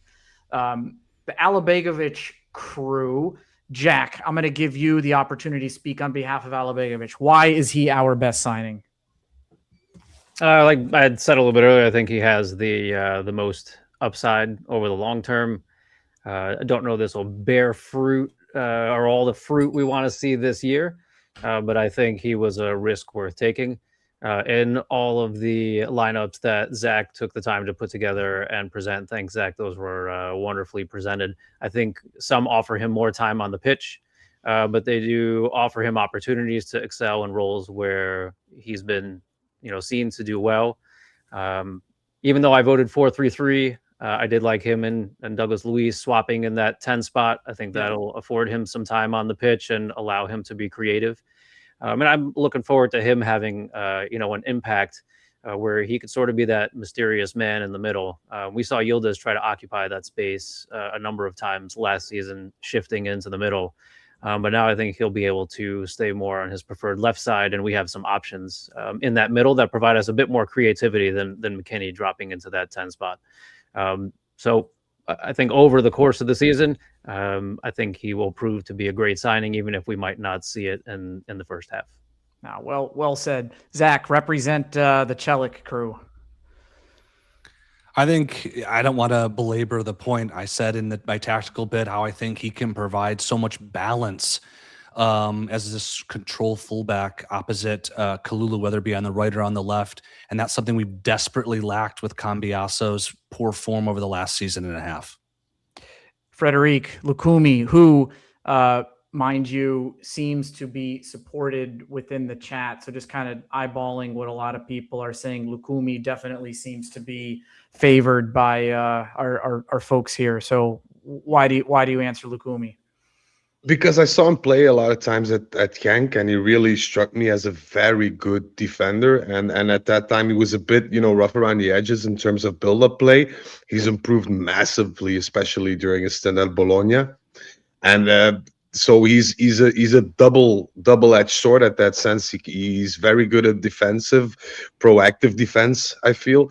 But also with build-up play, he has a very good pass. He has some vision, which is something that we've been lacking terribly because the last couple of seasons, we always tried to just, shoot the ball forward and see what happens from a defensive back line. And Lucumi, for me, is somebody who could, speed up that build-up play with fine passing and is also, in my opinion, on dead ball situations, very, very, very dangerous. So for me, he's a quality signing for the price that we paid. I just wish we picked him up earlier. And that's a point I want to address. If you see Suzuki played in Belgium for a couple of years, Lucumi the same. I hope we can get to an era where we can scoop up those people straight out of Belgium instead of paying more out of pocket just to have him mature at Bologna, Parma, or whatever. So, but that's another thing. So I'm all Lucumi. Yeah, and for what it's worth, I think my head would say Lucumi, but my heart said Kolomuani, simply for the fact that we haven't had a dependable goal-scoring threat through the middle since Ronaldo and Higuain. And this saga that we've had for Kolomuani and the fans having fallen in love with him during his 6-month stint a season ago, I want it to pay dividends. So this is purely my answer through my heart that I want it. I want it to work. But I otherwise I would have said Lucumi myself. Moving on. For most, I'm going to interrupt you and say that please. Schmosby very much agrees with Lucumi. Schmosby, by the way, has been our GoFundMe starter for several new signings this offseason. So thank you for your contribution and love for Lucumi. I know Frederic is 1000% on board with you. Yeah, thank you, Schmosby, and thank you, Zach. Moving on to the player who we think will improve the most season over season. We have 4 of us giving the same answer in Douglas Luiz, if indeed he can stay fit and healthy. Myself, Zach, Luigi, and Jack. We have Frederic with the oddball answer of Zagrova, only to be topped by Farhad coming in with Milik. Luigi, speak on behalf of Douglas Luiz. I saw him. I said it several times. The first time he came in Turin, he said some strange things in interviews, like he preferred Birmingham to Turin, which is something very strange. But now his mentality, the way he speaks in the interviews, the way he plays, everything changed. For me, I don't even have the feeling it's the same player. And he has, of course, talent. He's very good. And he's very dangerous anytime he has a ball on his feet. And he showed it. I could see him play in the stadiums now during the friendly games. I'm very confident. I'm amazed about how a player could change from 2 years ago and now. And good, fantastically. And he, for me, will be a key point in our middle field for this season, by far. He has the feats that Locatelli has not. Let's say like that. So. That is true. Frederic, why Zagrova? I feel that potential is there. You could see, and he is underperformed massively last season. A number of issues personally with him, but also within the team. And I think a lot of those issues have been remedied. So I think he's going to improve. I think he's going to be important to us. Maybe not in the sense that we all see, that we think that, he's going to decide every game and pull out bangers. But I think he'll have, I hope he'll have a consistent season where he regains confidence, because I think what he can do from a technical standpoint is amazing. And if he can somehow keep injury free and work hard, which is what Spalletti demands, I think we'll see a vast improvement of Żegrova and maybe an improvement in the team that we need in terms of unpredictability and technical awareness. So it's kind of a long shot for me, but I could see it happening. I want to pause for just 30 seconds on what Il Capitano 010 I said love that here. so much. And for those of you who cannot see this comment, he kindly writes, if Żegrova wore 3 sizes smaller shorts, he might be able to play football. This drives me insane, how he comes onto the pitch with the long sleeve shirt with his hands tucked into his sleeves with the shorts that can barely stay above his butt cheeks. It's just like there's a level of presentation that just comes across as like sloppy or like nonchalant, of him just coming out like kind of chill, like he's going to go kick the ball around with his friends or his kids in the backyard, instead of like suiting up to go play football for Juventus. And I don't know if it irritates you guys as much as it does me, but Il Capitano, thank you. He looks like saying what I'm thinking. He looks like he looks like Eminem of 2001. Looks like he's about to bust a freestyle. Maybe that's why I like it. We all went to high school with a guy that's dressed like Żegrova. I like it. The only problem is like, if you're going to look like that, you need to be better than your opponent, because it's such a departure from how everyone else looks. If you're gonna look like my Michigan brother and Eminem there, then you need to be better than everyone else. And he hasn't been. If Frederic is right, maybe we're in for a bit of a show where he can style on some fools this year. What you're going to see on the next slide, I firmly disagree.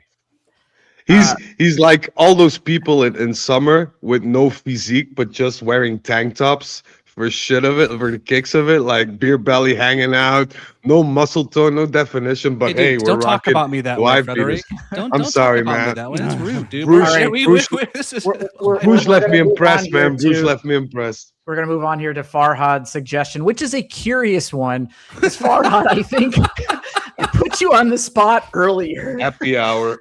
For who you wanted to leave the club. Here? Tell me.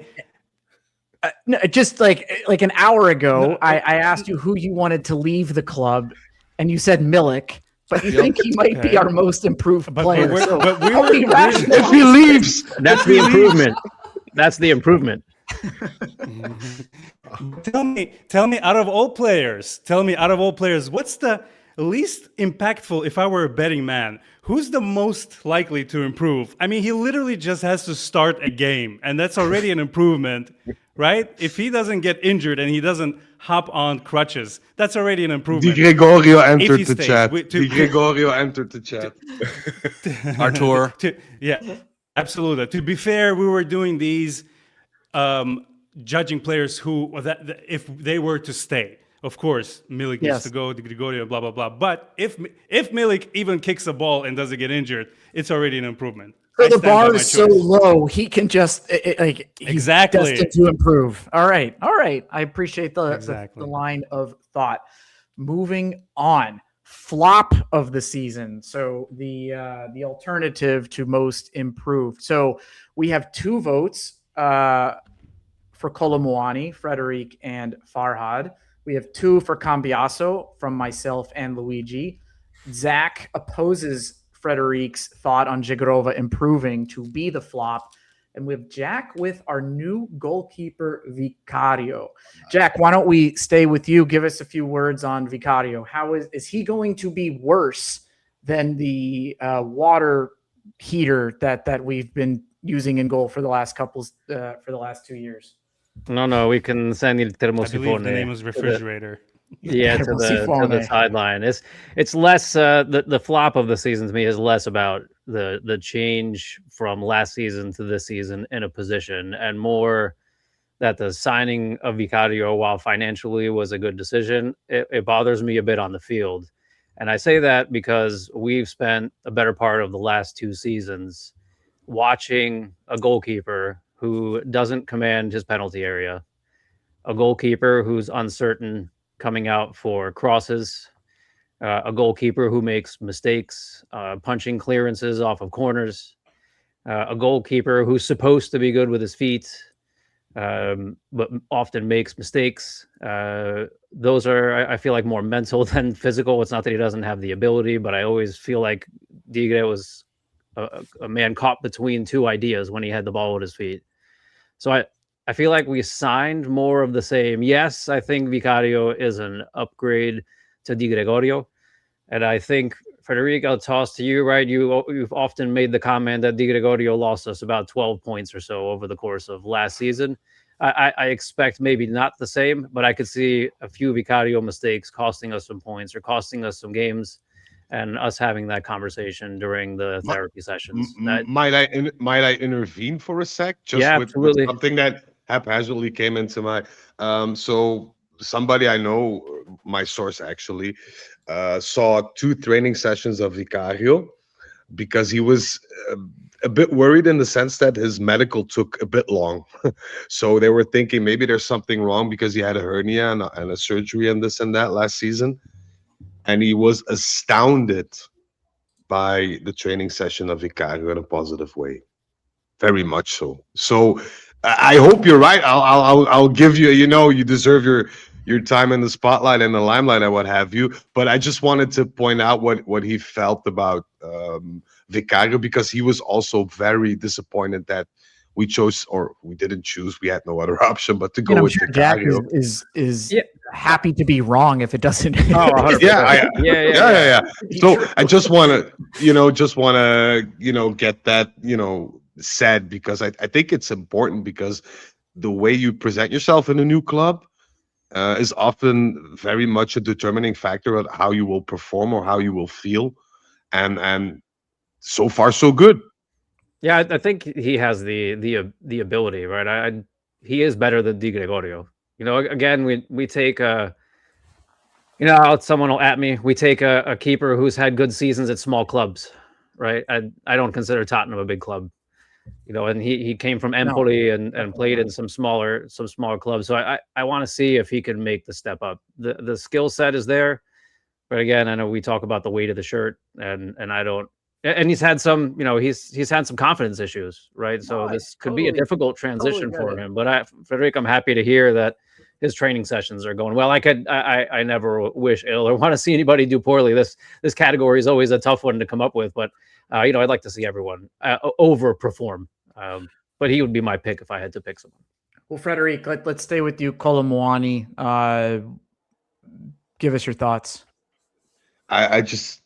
I don't know if it's overhyping or we're expecting too much of him, but for me, Kolo Muani has always been a good forward, but not a goal poacher. And the records confirm that his best season was at Frankfurt. I think it was, I'm not sure, was it 22-23 or 23-24 where he scored, I think, 15 goals, which is nice, but that was his most impressive season in terms of output. And he'll do better than Vlahovic because he gels more with the team and he has other capabilities. But if we just look at it from a scoring perspective, I think a lot of people are expecting Kolo Muani to score a hat-trick every game because he comes from PSG, because we've been wanting him for so long, because he played some decent games with us. I just don't think that's realistic. And I'd be happy if he can confirm himself and score another 15. But he's not the poacher that a lot of people think he is. And I'm just worried that when there comes a time that we don't have Kolo Muani in the best of shape and producing, who's going to produce? I really miss that, that goal getter, that poacher, that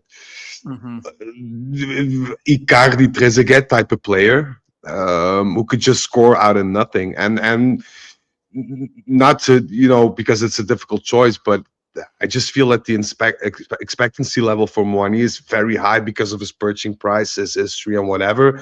And it's going to be difficult for him to hold that bar so high. So that's why I think flop, which is a big word, but I think I hope not, but I think he'll be one of the people that will say next summer, maybe this wasn't the best choice. Yeah, I hope he's not up for the running for the Bidone d'Oro. Can I interject for just a second to be clear? Well, one, it was 22-23, which is a long time ago where he had that season. But across all competitions, he had like 22 goals and like 16 assists. Like, that is an incredible season. And as Il Capitano says in the chat, in the league alone, 15 goals, 11 assists. That's also stellar. I'd be thrilled if that was his output this season. That would be incredible. Zach, let's stick with you with our oversized shorts, hands in sleeves, Mr. Jagrova. Well, I think flop is always relative to expectations. I think Colomwani is a fair shout because the expectations are pretty high. Cambiasso, I wouldn't have ever put because expectations are frankly so low. Jagrova I only put because Frederic's expectations are so high, and I need to kind of go against my buddy a little bit. So great reason. And so I said with Frederic increasing the expectations on the previous slide, I'm going to try to shoot them down. I haven't seen any difference in how he's played or approached this preseason in mixing things up or having any different level of impact. Even if he can stay fit, which we'll have to determine, we have to see if he can expand on his game at all. If the answer is no, which frankly is what preseason told me, I think it's just another year of nothing from Edin Jagrova. Luigi, represent you and myself on why we think Cambiasso will have yet another awful season, only to be countered by our dear friend here in chat, Amazon Queen 03. I think Cambiasso will have a great season. Oh, come on, Cambiasso. I think now we have seen so many seasons, and for me, it's going every season worse and worse. So I can't believe that he will do a good season, to be honest. And don't get me wrong, I like the kid, I like him, but we should have sold him 65 million 2 years ago. So and now we have Selic. It will be a very difficult season for Cambiasso. And as always, I say I hope I'm wrong, but we'll see.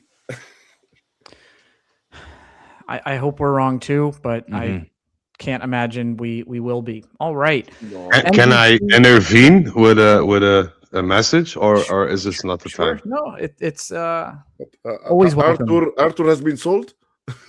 No, it's not sold. We'll get rid of him tomorrow officially, when the resolution of his contract will be officially signed, probably tomorrow. But no, we have just rejected an Arsenal bid. 82 million plus 17. That's low. That is low. Too low.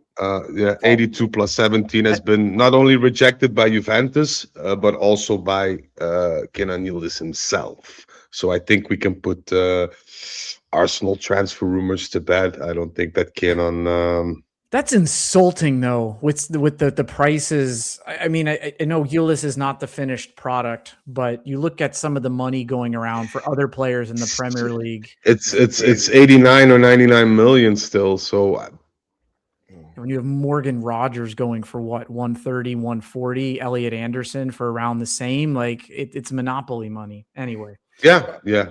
But just wanted to. No, thanks for sharing.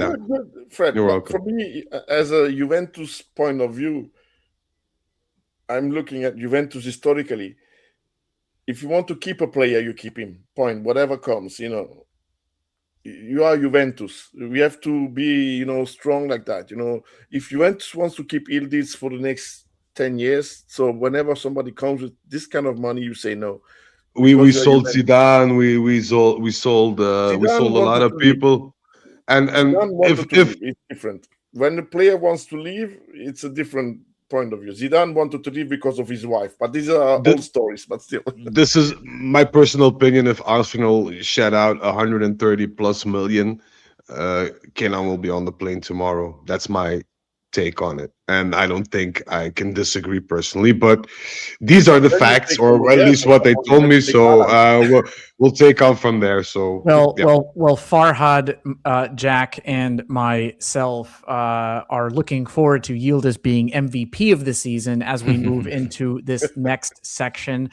Then that is rounded out by Luigi. I think not only our best signing, but the MVP of the season in Alibegovic. We have Frederic doing the same thing, holding consistent with Lukumi across both of those questions, and then Zach rounding it out with McKennie. So Zach, why don't we stay there? I almost gave McKennie a shout as well. I think for me last season he merited that, although just given how the season ended, nobody was an MVP. But for the flexibility, for the work rate, what he offered that other players didn't, I think overperforming maybe the expectation. His renewal, I thought, was very merited. I'm concerned just about him maybe not having as much space in this team if players stay healthy. But fight me on that. Why do you think he'll be MVP? I think there's two main reasons. I think one is a reason because of him, and I think another reason is because of what's happening around him. So I'll start with the latter bit. Yildiz is maybe the obvious choice, or at least my mind was the obvious choice to start with, because he was my MVP of last year. He led us in goals, he led us in assists. But as I stressed earlier, and as we talked about it down the stretch, his level of isolation due to the players and the tactics around him rendered him useless no matter how hard he tried. If we're going to be successful this season, we need Chico, who is definitely an honorable mention in my book as a comeback player of the season, to step up. We need Colomani to be more of a threat. And that's going to spread the love across the front three, meaning that Yildiz, if we're successful, should hopefully have less of a goal and assist burden because it's being distributed across the front. And that brings us to why Weston McKennie. Weston McKennie in a horrible, horrible season last year as a team, finishing sixth, was second in goal contributions after sitting on the bench for the first 2 to 3 months because Tudor didn't like him. He came on once Spalletti joined. Obviously, we all know the quotes of he's been the best coach I've ever had and so on and so forth. And he demonstrated with his play on the pitch for the majority of that Spalletti tenure.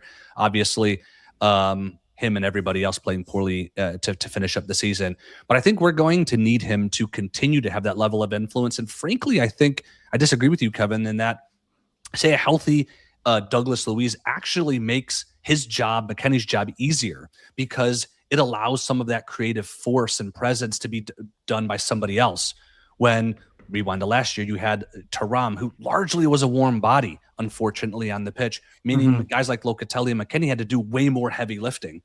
Putting Douglas Luiz on there actually frees McKennie up to have a more straightforward role as a box-to-box, make those late runs in, win the head ball, score the goal, support the team on both faces of the game without having to do literally everything and play 47 positions on top of it. And I think with a simplified role, with a more balanced attack, that's going to unlock McKennie to have even more influence coming out of the midfield than he did last season.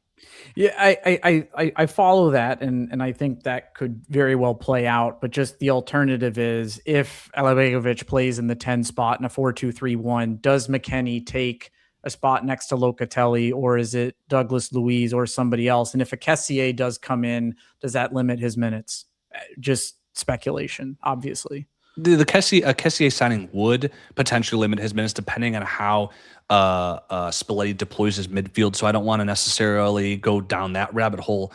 But if we play with a 4-2-3-1, I don't think it limits McKennie at all. In possession, we're gonna see more of those fullback midfield support, meaning that Alibegovic or Douglas Luiz will occupy a space on the side of the ball, and who's going to be making a run behind him?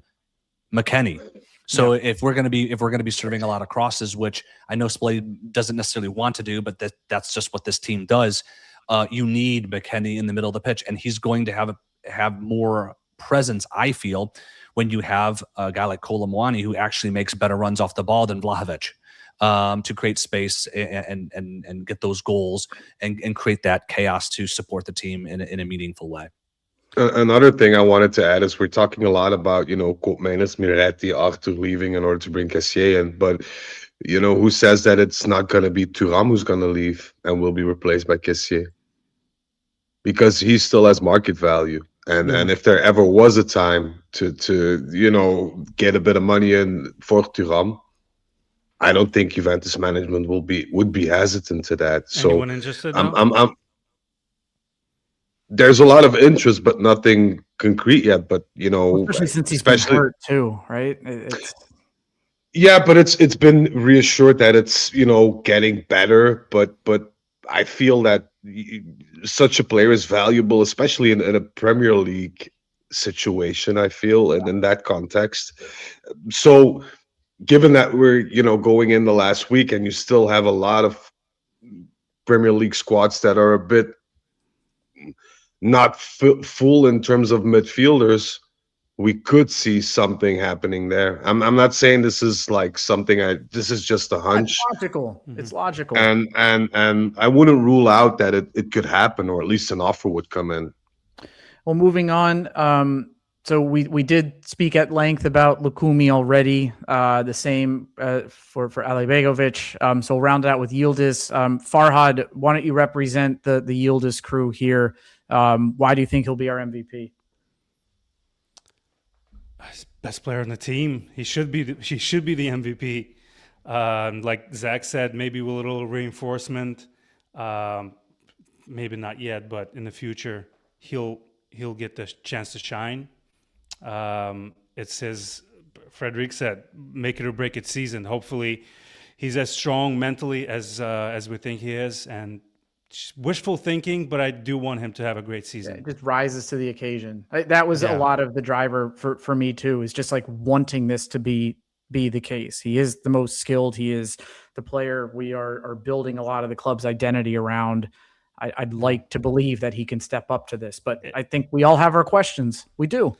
The second part of especially those last few games of last season, where everybody struggled, but that's when your best players can overcome that adversity, and he failed to do so. A fairly early exit from the World Cup. Maybe he's got a little clarity, got a little fitness into him. So really, really hoping for a good season for him.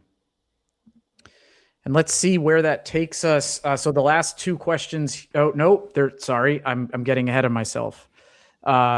Before we get into where we think Juve will finish in the Europa League and Serie A, we were curious to see what we thought of Spalletti's ability to survive the season. So the question here is, will Spalletti make it through this season? Everyone here said yes, except for Mr. Frederic. And I'll prove myself right once again. Yeah. When do you think of before or after Christmas? It's hard to say, but I know for a fact that management is shopping. I know for a fact. So that could mean give the guy a year and some continuity with the squad and bring somebody in at the end of the season. Yeah, but I feel that in every Spalletti season, you have this month and a half, 2 months where he completely loses his shit. And where he does strange things and addresses the media wrong, and everything goes haywire. And I think this will be the year that he'll have that episode again. And I don't think management will stand for that, especially given the fact that they're trying to please him in every way they can regarding Mercato. Lukumi was a Spalletti name. He got him. Colomani was one of those as well. We paid a hefty sum to get him in. If then the results don't come, the Italy job and is watching TV from his couch right now. I don't think Conte's gonna be back at Juventus. I hope not. But when he's available, and if you're making a change, I told Zach who will be though, so I'm pretty surprised that Zach said yes. But Zach knows more. I'm putting it on the spot here. No, but I think realistically, given the effort that we put in, you'll need output, and if the output doesn't arrive, I think this management Carnevali first will not hesitate to get it over and done with. So it, for me, doesn't bode well in a sense that Spalletti's not the most flexible guy. He's a bit older as well. And I don't know. And to answer JJ Creppy's question, why get players Spalletti wants if you think that they will sack him? I'm not thinking that they'll sack him. It's just my feeling in the sense that I don't think he'll be able to get out of this team what we expect. And I think that'll prove to be something that will hinder his future at Juventus. So this is just a hunch, a feeling. But what are you gonna do? Not buy players your coach wants? Yeah, that's kind of exactly what I feel is, of course, if Spalletti won't get the results they want, he will leave. I mean, Juventus is quite. And Elkan is very strong on that. I mean, if you promise something and you don't get it, Elkan is very tough on that. So you leave. He's not somebody who will keep someone who will. So it's very easy. So if Spalletti will do well, he will stay. If not, he will leave. And that's a bit. Then of course there can be discussions about how he will react with on the newspapers or anything if he will speak badly in one point or another. But for me, it's all linked on results. No, what do you think? No. Yeah, no, that's what it is. I think if you're gonna flip the slide, I don't know if the next one's where we finish in the Europa League or where we finish in the thing. But does Spalletti survive? I think is a 1-to-1 ratio with whether we think the team finishes top 4 or not. So spoilers, right? I think Frederic. If you want to just go to it, Kevin, because we can knock it out real quick. If you look, only one person picked Juventus to miss out on top 4, and I wholly believe that if we're not in a position to get top 4, Spalletti will be out, especially if we're really doing poorly. He'll be out before the winter market. I don't think that's going to be the case. I think that other than Roma, who I anticipate is going to have a good season, and Inter, who's probably the leading horse going into this season, everyone else is horrible, us included. So I don't see why we can't. No, Como competing across multiple competitions is not going to be top 4. There's no way. Plus Fabregas is a little bit nutty himself. So I think there's a 1-to-1 ratio on whether he stays and our picks and whether we think we're going to get top 4. And so I think that to go. Luigi said to shut up for a second. It's results-based business. If he's top 4, he stays. Yeah, absolutely. Also, we filled this in a couple of days ago, and it's with that sentiment we had a couple of days ago. Now tomorrow, Elkan might go mad and buy Haaland, Mbappe, and whoever. Then everything changes, of course, and a lot can change. But these are our feelings based on, what we saw, what we knew a couple of days prior to the show. So, a lot of things can change. And like I said, I predicted the 5th place with 2 good quality injections that could easily become a 3rd place, which will also make Spalletti's life more easier. So a lot of things can still happen, can still fluctuate, but. So when we look at where we think we're going to end the season, starting with the Europa League, myself, Zach, Frederic, all estimating the quarterfinal, Farhad taking that a step forward with the semifinal. Luigi and Jack are projecting Juve champions of the Europa League. Let's see. I'm very honest. I'm looking for hotels to book in Frankfurt for that night. Will Gotti start? Luigi, will Gotti start the finals? So Luigi, I have one booked already. I know already where I want. I found one. It was very hard to find one that was reimbursable. It was very because they jacked the prices and they're all non-refundable. I found one in Frankfurt that's 100% refundable. Yeah, no, I'm not. I don't. Not in Frankfurt. I know a bit the area because of my old US company I worked for 15 years, and they have offices there, so I know where I have to book. It's so far from the stadium. There are a few out there. If any of you like in Europe that want to be there, and if you want to get ahead of it before it becomes absolutely impossible, there are still a few hotels that have reversible rates in Frankfurt. Then for final Serie A position, none of us are expecting this team to be lifting the Scudetto this season. We have a trio of us expecting third: Kevin, myself, Zach, and Farhad. We already mentioned Frederic thought fifth, and then Luigi and Jack, who the two of you have been thinking very similarly across a number of different questions, both predicting second. I'm curious in the chat here, just throw out the number where you think we will be. I think, look, I started this episode saying that like we have the right to start every season with a level of optimism that we are Juve, and we have the right and obligation to enter every tournament thinking we can win it. But given what we've seen over these last couple of years, it's like we don't deserve nice things right now, and that's kind of how it feels. And I do think Frederic is right that another couple quality players could make all the difference. But we'll see how this comes together. As Zach said, it's not the most rich Serie A. Some teams have made some interesting moves, but main objective tripletta. We will see. I mean, there's a complete difference. I mean, there's not a contradiction in saying you go for the Scudetto and then you end up failing to get it. And I think from my perspective on this team is when you look at the most recent body of work, and it hasn't materially changed, in my opinion, like materially changed. I think that Colomani's an improvement. I like Lukumi joining. I like Ale Begovic as a young player, but we still have no depth other than a couple players.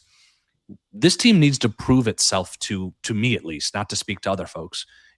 They need to prove themselves before I'm going to say that I trust them to get the goal that we should all assign, which is first place. They need to prove it because the way they ended the last season was horrendous. The way they ended up, Max Allegri's last season, horrendous. Yep. This team has been finishing really poorly.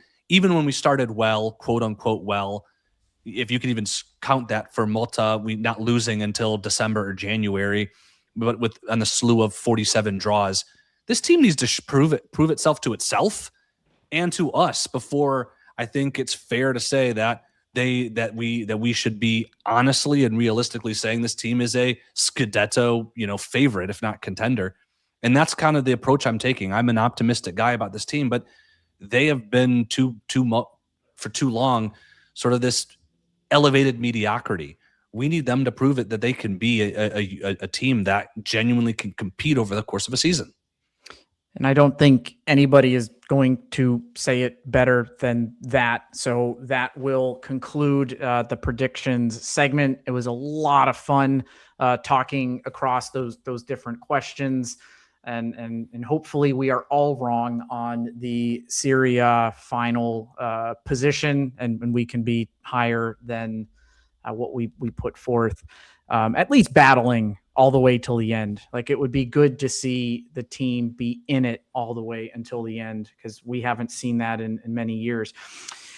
We promised earlier that we would have another giveaway, so the time has come. Frederic, can you please do your best modeling effort to show a training shirt that was worn by none other than Il Principino himself, Claudio Marchisio? This question coming from Farhad is for our fans in Europe.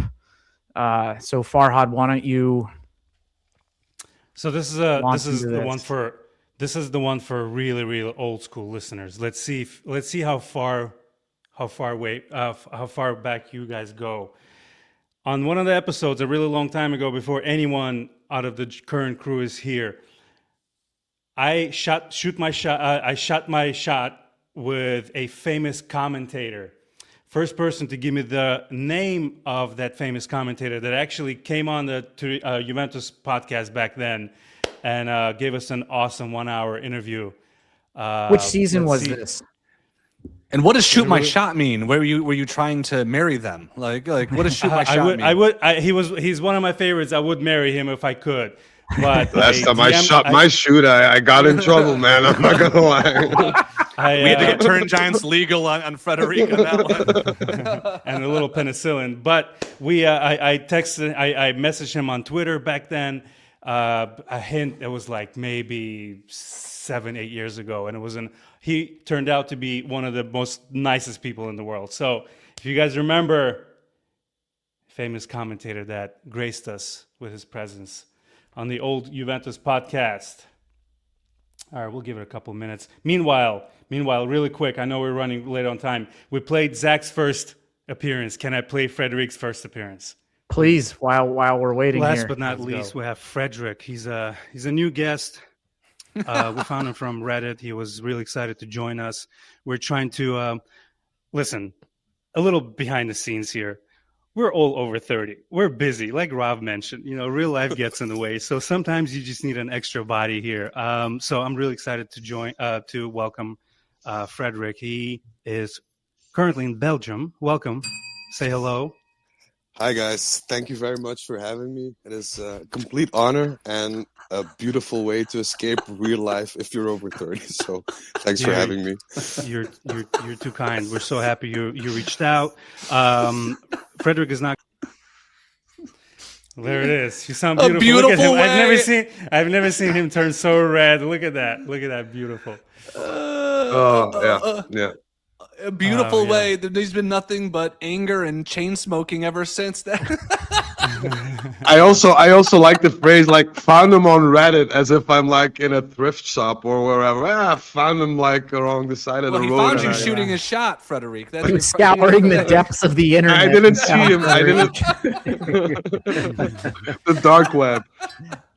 Farhad, has anybody given the correct answer yet? No one's given the correct answer. So I'm just going to do this here. First of all, the answer is Derek Ray joined us on the podcast. It was just me. No one else joined. He was most gracious, very nice guy. It was a fantastic interview. It was such a long time ago. I don't even have audio of that. I wish I did, but I didn't. Man, I want to suggest something. I just don't want people to... nobody gave the answer. You guys, tell me, what can we do here? Let's, crap. Another question. Backup question. Yeah.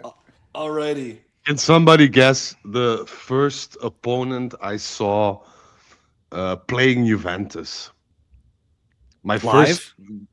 No, just that I can remember. Like my first Juventus game that I can remember. Who against who was it? All right, Frederic, we're the first person to put it in, right? So Yep. what year would have this been? Let's give people some. Let's ring fence for some folks here. Should have been like around We're aging 80, 88, 89. 88-9 season. It was a Serie A game, or was it like another competition? We have a winner already. I don't know right. if you Who want. won? Yeah. Cagliari. It was Cagliari and Schmoes. I think it was Schmosby. Did anyone else say Let's get it Cagliari? right. No. Who said It's it? Cagliari. Mosby, yes. Yeah.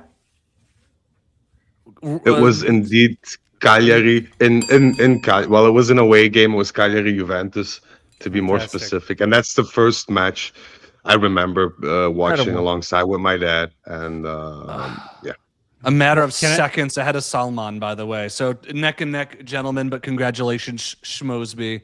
You message. Why did just message you directly, Frederic? On Instagram? yeah. At the Scoop Juve. Yeah. I'm curious, just because we haven't all been on together. What was everyone's first Juventus game, and what year was it? Because I think I'm the oldest one on here. I'm not sure, Jack.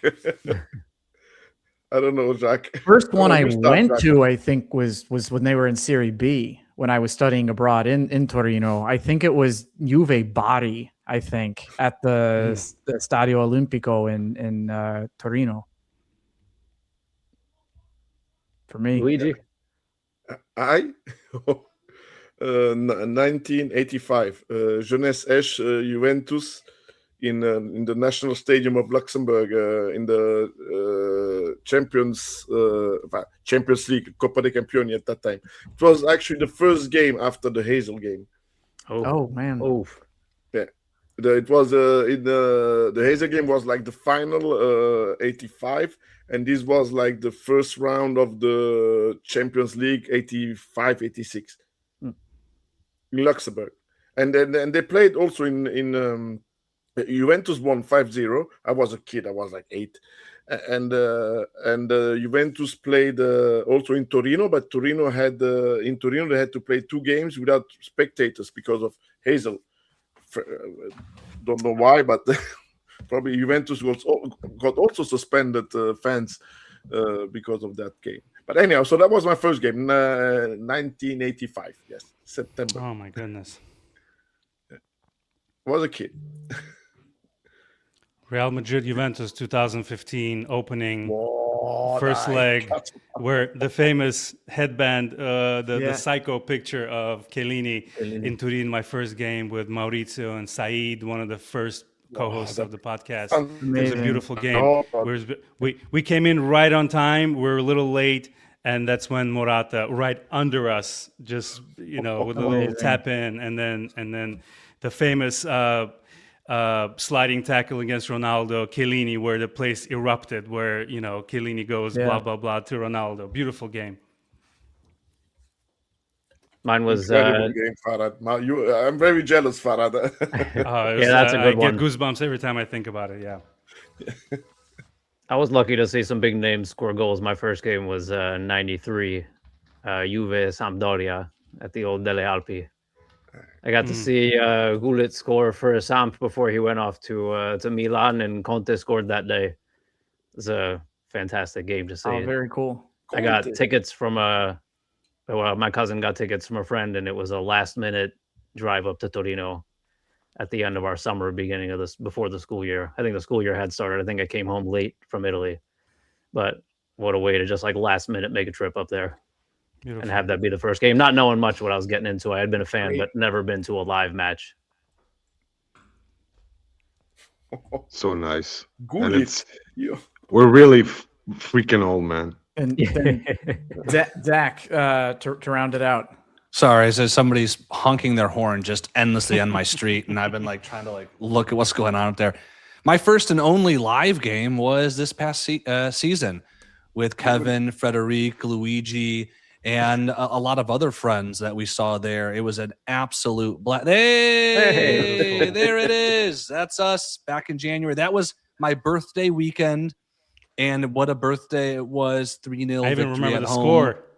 over Napoli. Napoli, yes. It was a blast. We had a lovely get-together with Luigi and a bunch of other folks like Maurizio from around Turin.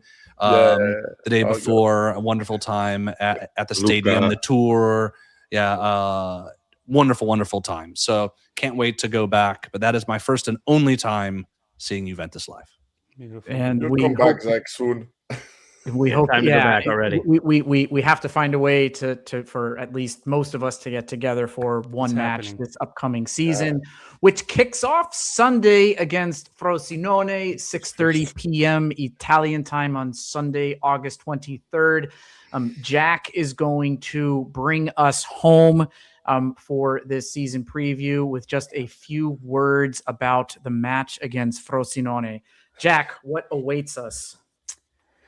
Well, I'll try not to be too long-winded here. I mean, this is the one opportunity that we get to look forward without reflecting too much on therapy sessions that we've had in the past. So I want to try to stay optimistic. I'll give you a little bit about Frosinone, what I think about the lineup, and then some expectations that I'm going to sort of couch with while looking at sort of the entire season.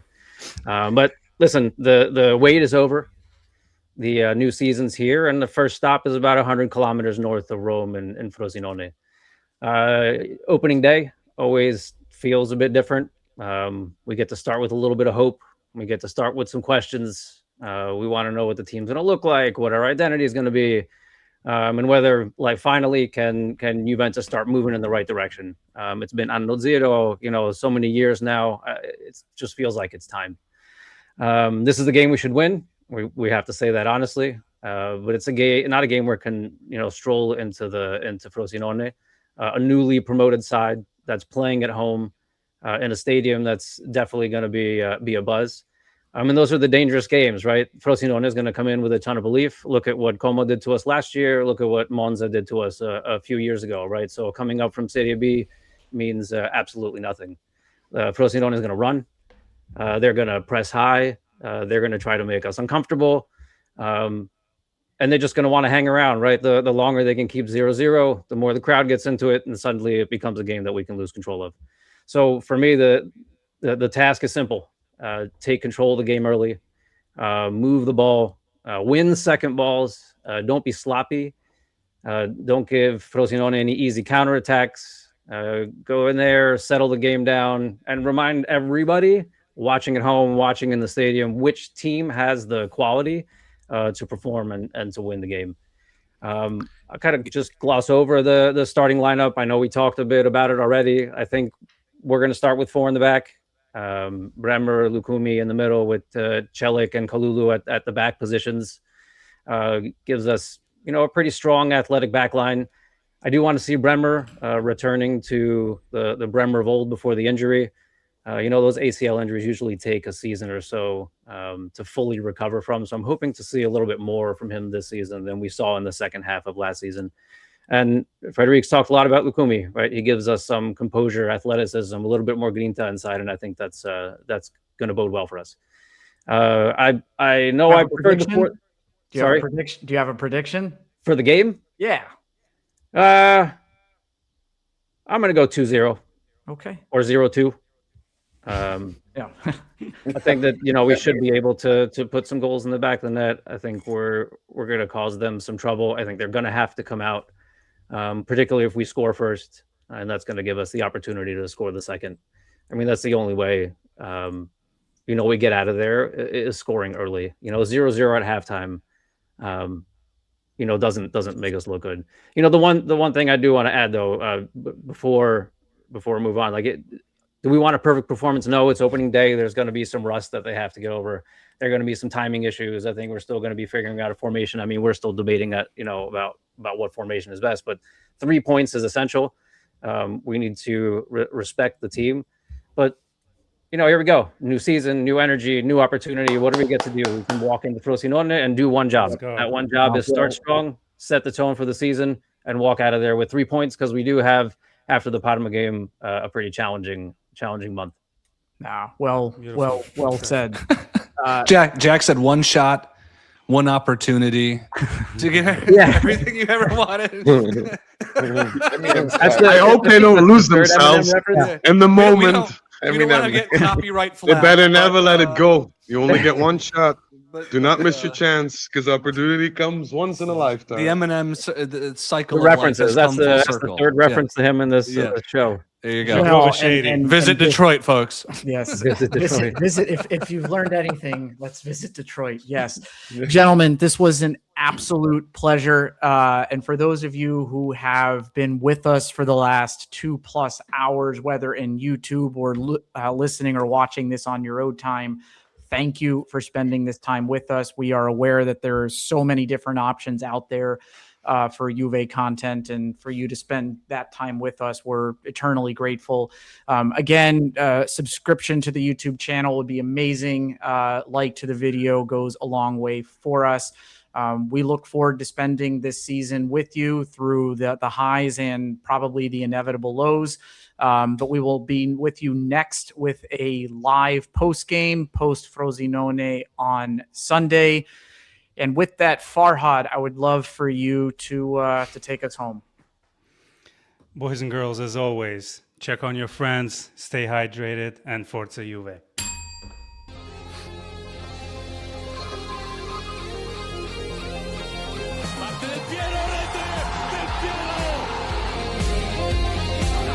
Con i contadini per Nedved.